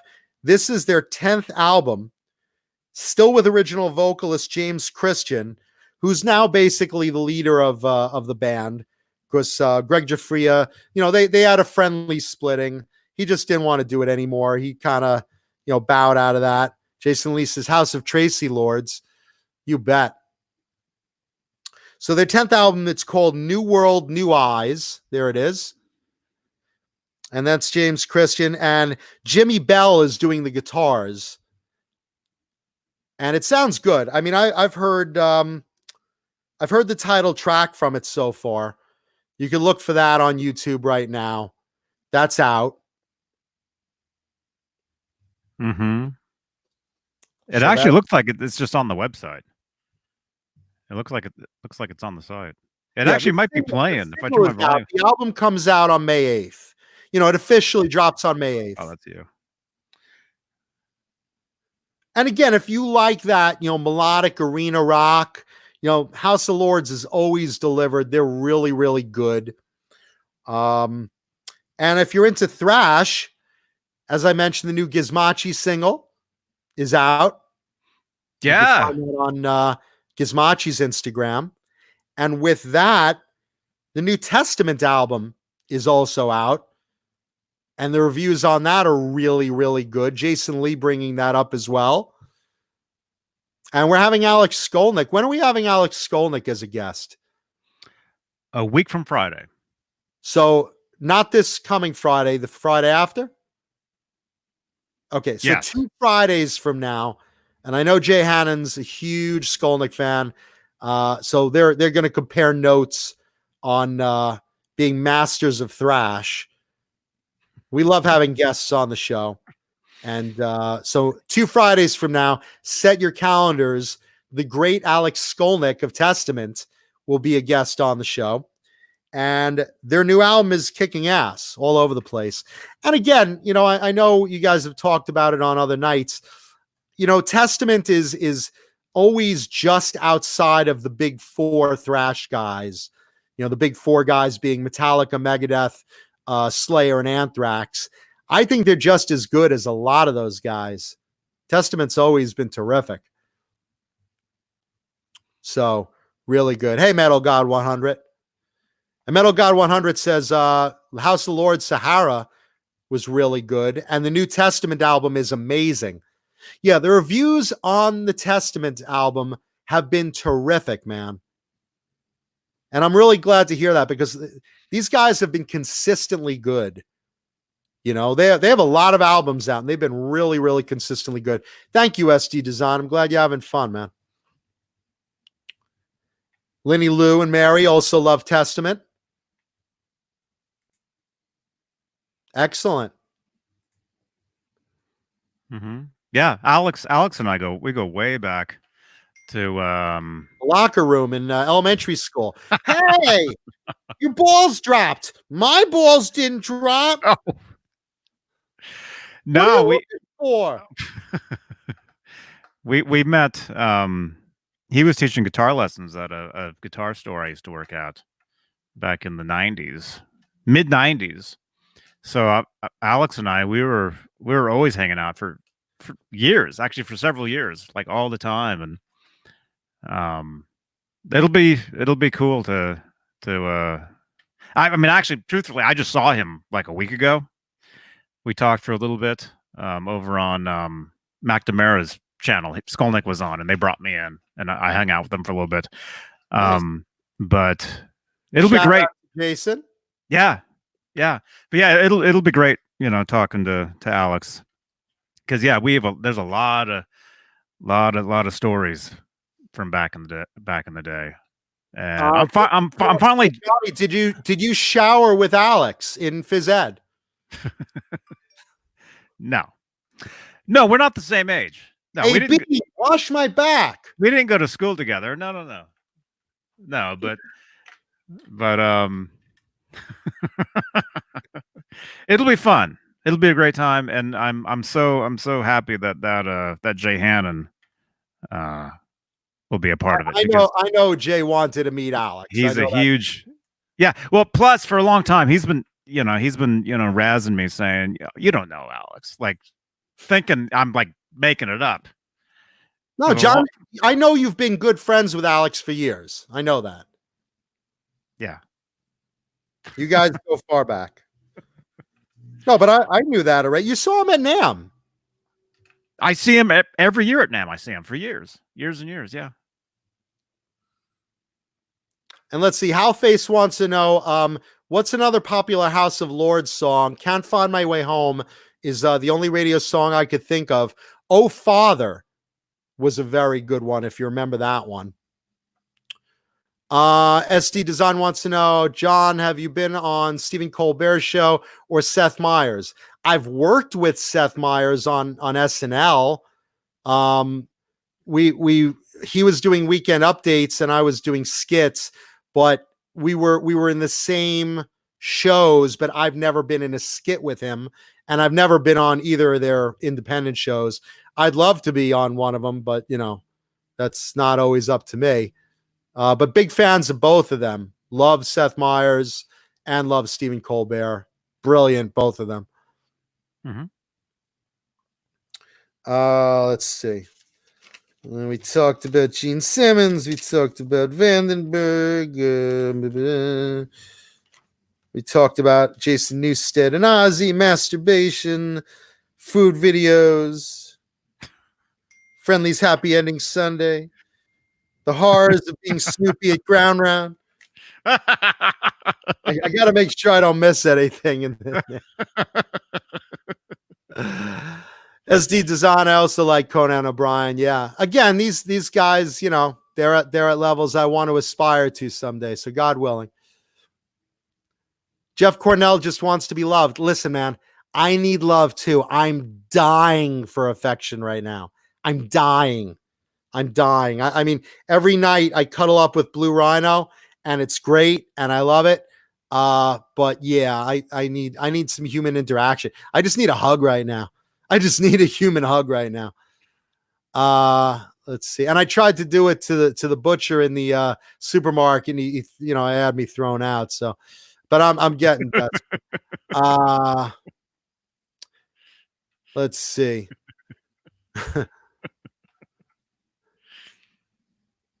You're talking about burgers in the chat, White Castle and In-N-Out. Oh. Do you have a White Castle out here in Cali, Johnny? I know you can get them in the freezer. That's an East Coast chain, right? White Castle. I get them in New York. Let me see. White Castle locations. Jason Lee, are there escort services on quarantine? I don't know. You don't want to go to a hooker. You have the hookers come to you. No, I don't know. I'm not going to pay for it. Damn it, I'm on the Johnny Beane show. I have groupies everywhere. No, I don't have any groupies. Yes, you do. Yes, you do. Ah. Oh. Thank you, Lenny Lou. Renus wants a fur burger right now. See, here's the problem is I'm so susceptible to food suggestions when I see a video of them cooking a steak, I gotta have a steak. When I see a commercial for a burger come on, I gotta have that burger. I am their perfect audience for being susceptible to commercial influence on food commercials. I'm the worst. Mm-hmm. And the closest White Castle is in Phoenix, Arizona. I'm driving. I'm there. I'll make it by midnight. Yeah. I don't know. See, I'm worried about eating at some of the fast food places right now. Not that I'm a big fast food guy, but I love In-N-Out and I love Five Guys. And I went to the Wendy's drive-through the other day because Five Guys was like 3 blocks long, the line in the drive-through. And I'm driving through the Wendy's and I ordered like a double bacon cheeseburger and a fish sandwich and a fries. And I'm all excited and everything. And then I look in and the woman hands it to me with gloves, but she's not wearing a mask. And I look in the kitchen that you can see from the drive-in window. Nobody's wearing a mask. And I'm like, they're fucking breathing on my food. That's why I'm not doing none of that until this is all over. Yeah. Not at all. Not at all. No, I almost flipped out. I was like, I go to the manager. I'm like, don't you guys get masks? And she's laughing. She's like, no, we don't get masks. I'm like, do you use urinals? You just piss in the fryer. I mean, like I asked a crazy question, but no, it's kind of crazy right now. Yeah. So I'm worried about that. California Home Builders wants to know if Nesdall is masturbating right now. No, Dave Nesdall doesn't have to masturbate. He's not alone. He's got his beautiful girl with him. He's not alone. He's in a perfect situation. He's getting some.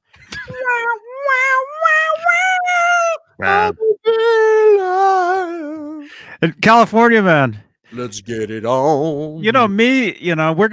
Mancuda and we're gonna get a phone call later. We're the ones that are gonna get in trouble for that comment, not you. We're gonna get yelled at. Who said it? I'm just telling him. Anything you guys say about Nesdall, I'll hear about it. We're not that. What are we saying? Bad things about Dave? We're not saying. We're not. Who the hell would say a bad thing about Dave? But he'll get mad. He'll see that. He'll get mad, and then he'll yell at me, even though I had nothing to do with it.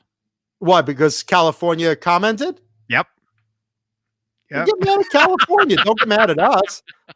Listen, I'm saying good things about him. Yeah. Also, I don't care. You can say what you guys can say whatever you want. But listen, David is our family, and we love him, and we support him, which gives me an opportunity to mention he has a show on Thursdays on his own Facebook channel, on his own YouTube channel, rather, called Nez Says, Nezsez.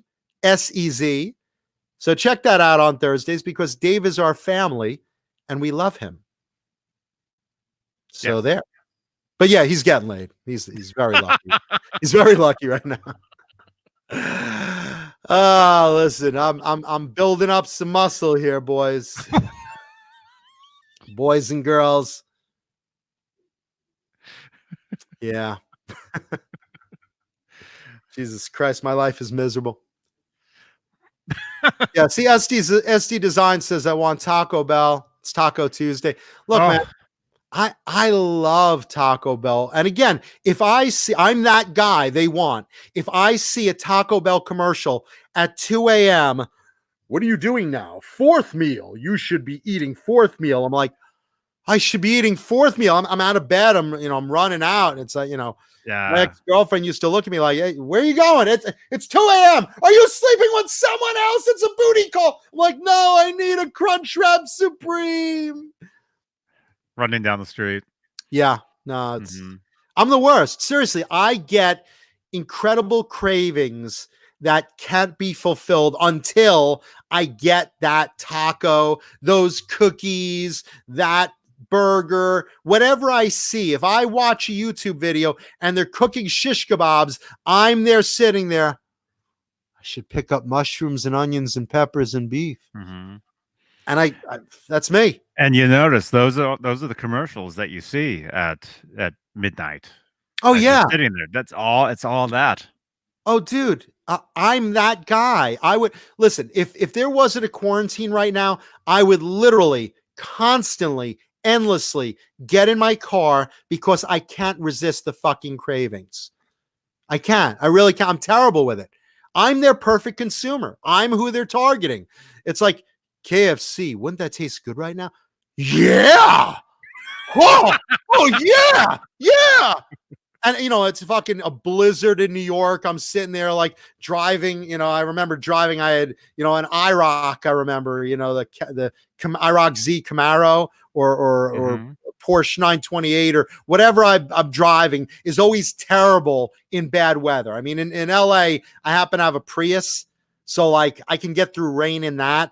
But in New York, I don't know why. I always had sports cars. I had a Corvette. I had Porsche 928s. I had Trans Ams and Camaros. Anything that's bad in snow, I've owned. So don't you think I see a commercial for pizza? I'm out there. I'm like, where are you going? It's 3 feet of snow. I got to dig out my car so I could get a mushroom pepperoni supreme. You'll kill yourself, but I need pizza. That's me. You called once to know if I tried haggis. No, I haven't. But if I go over there being to that part of Europe, I think it's Ireland or Scotland. I would absolutely try it. I'm very adventurous in eater. I want to say it's Scotland. I want to say it's Ireland. Whatever it is, I forget. I always mix those two up, unfortunately. But yeah, I would eat haggis. Again, I go to France. I'm that guy that eats escargot. Scotland. Thank you, Greg. Oh, You were right, Johnny.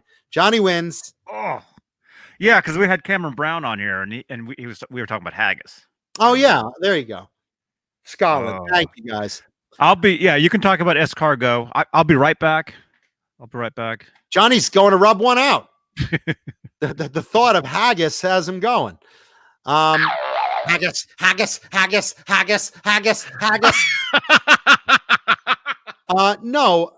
No, look, I'm that adventurous eater. I go to Australia. I say, what's local? Meat pies, mushy peas, Vegemite on toast with butter. Not the way Tom Hanks had it, where he's like lopping it on there. You'll kill yourself.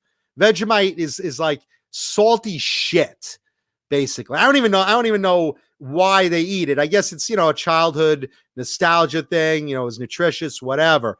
But like, you got to spread it lightly thin on buttered toast.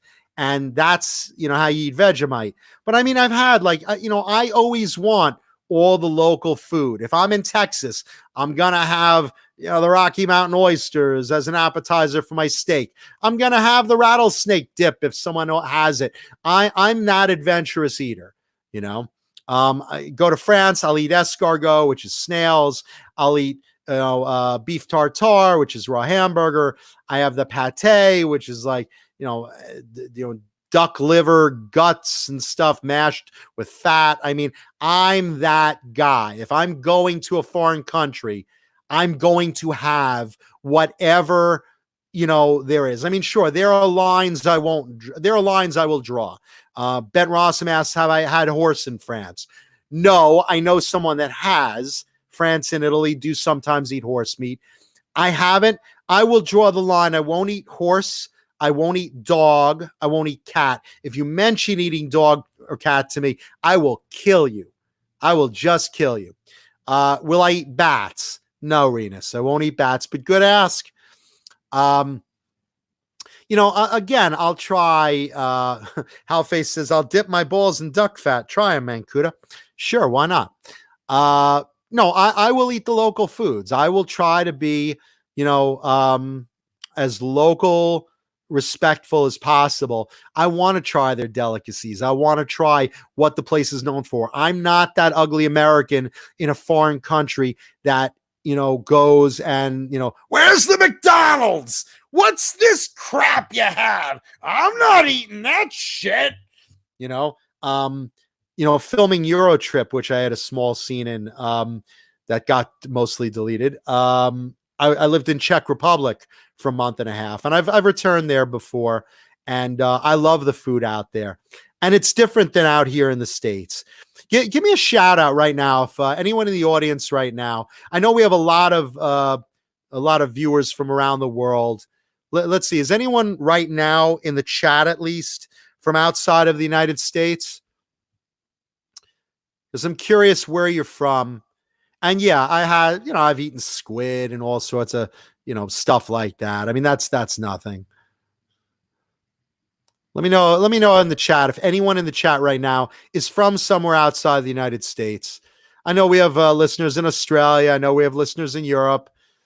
Mark Dillon is in Canada. Island Winders also from Canada. Okay, eh? Renus is from Uranus. Haha. So 2 Canucks in the audience. I know we have a bunch in Europe. Metal Gods in South Carolina. Hey man, I wish I had your barbecue right now. Dan of New Jersey is in New Jersey. No shit, huh? Yeah, man, East Coast. Philly. Who's outside the States? I have 2 Canucks right now. I know we have listeners in Australia. I know we have listeners in Europe. I know we have a couple in Asia. I don't know if they're in the chat right now. I know Jason McNamara is in Japan.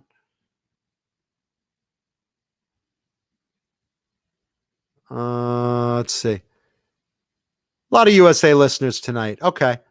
I know over the week as the rerun video plays, I know a lot of guys and girls from around the world. But, look, It's very different outside the States. And if you're going outside the States, whatever reason, whether it's a tour, whether it's a vacation, you're cheating yourself if you don't eat where the locals eat. You're cheating yourself if you don't have what the locals are eating. And you're cheating yourself if you're like, going for McDonald's while you're in Europe. You're cheating yourself. Hugh Caldwell says Czech girls are gorgeous. Some of the prettiest girls in the world are from the Czech Republic. You bet. Yes, they are. Not even debatable there. Rena says French babes are awesome. They don't shave their pits or beavers. And again, speaking of eating foreign. Yeah, Johnny, we were saying everything clean and safe that the FCC would want us to say. Thank you, Bang Energy Drink, for sponsoring every perverted thing I say on the show tonight. Thank you. Are you stocked up with those? With Bangs? Mm-hmm. Hey, listen, I have them, hand delivered if I need them. I mean, can't do the show without Bang Energy Drink. And luckily, my Swiss picks don't go bad, so. That's good. Yeah, they're delicious. So there you go, boys and girls. What else we got, Johnny? Is it dinner time? It's getting close, yeah. I think I'm starving. 11. Yeah, well, it's after 8. Yeah, we're going on. Watching right now, just a 3 hours. Final words. Leave a thumbs up, please. Subscribe, please. Tell your friends. We're trying to do a lot of content during this quarantine, and we're doing it for you because we love and appreciate our audience. And look, we're in tough times right now. It's rough, but we are all going to be tough and strong and careful and get through it. And again, I want everyone out there to be safe. You know what to do. Social distance, stay home, wash your hands, be smart at the supermarkets, and just, again, be kind to each other. Okay? Johnny, What else you got? Yeah. Don't go crazy, everybody. Don't go out there and just go nuts. Like what? Like you run out with rifles? Ah! Well, I hope it doesn't come to that. But Soylent Green is people. Ah! What are you talking? Hoard toilet paper? Or? Well, stay home. Yeah, definitely try to stay home. Thank you, Jeff Cornell. If you can, but if you can, if you're the ones that's out there, if you're the doctors and the nurses and thank you. Very much thank you. Thank you for that. And thank you everyone out there right now that's in an essential job. If you're working at the supermarket, we say thank you. If you're mopping the hospital, well, we got to get you a new job when this gets back to normal, but thank you. But look, everyone out there that's out there because they're helping other people and they're risking their lives.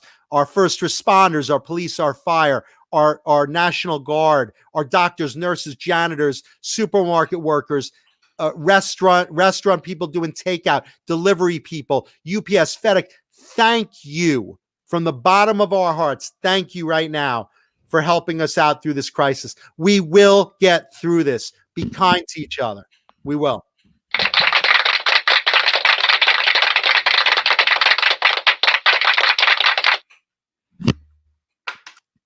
All right. Are we good? Look for the purple banana till they put us in the truck. Yeah, Halface is already doing those drugs I was saying earlier. We'll get through this somehow, even if it's taking acid. All right, we're out of here. You rock too, Hugh Caldwell. All you guys and girls, thank you. We love you. Rock on. Be safe. Play that music, Johnny. I'll see you guys tomorrow on the second channel for my daily vlog. Yeah. All right. See you guys. Oh, yeah. There you go. Rewind it. Rewind it if you just tuned in. If you missed any of the show, rewind it tonight. It's a good show. Well, as good as you get for your money.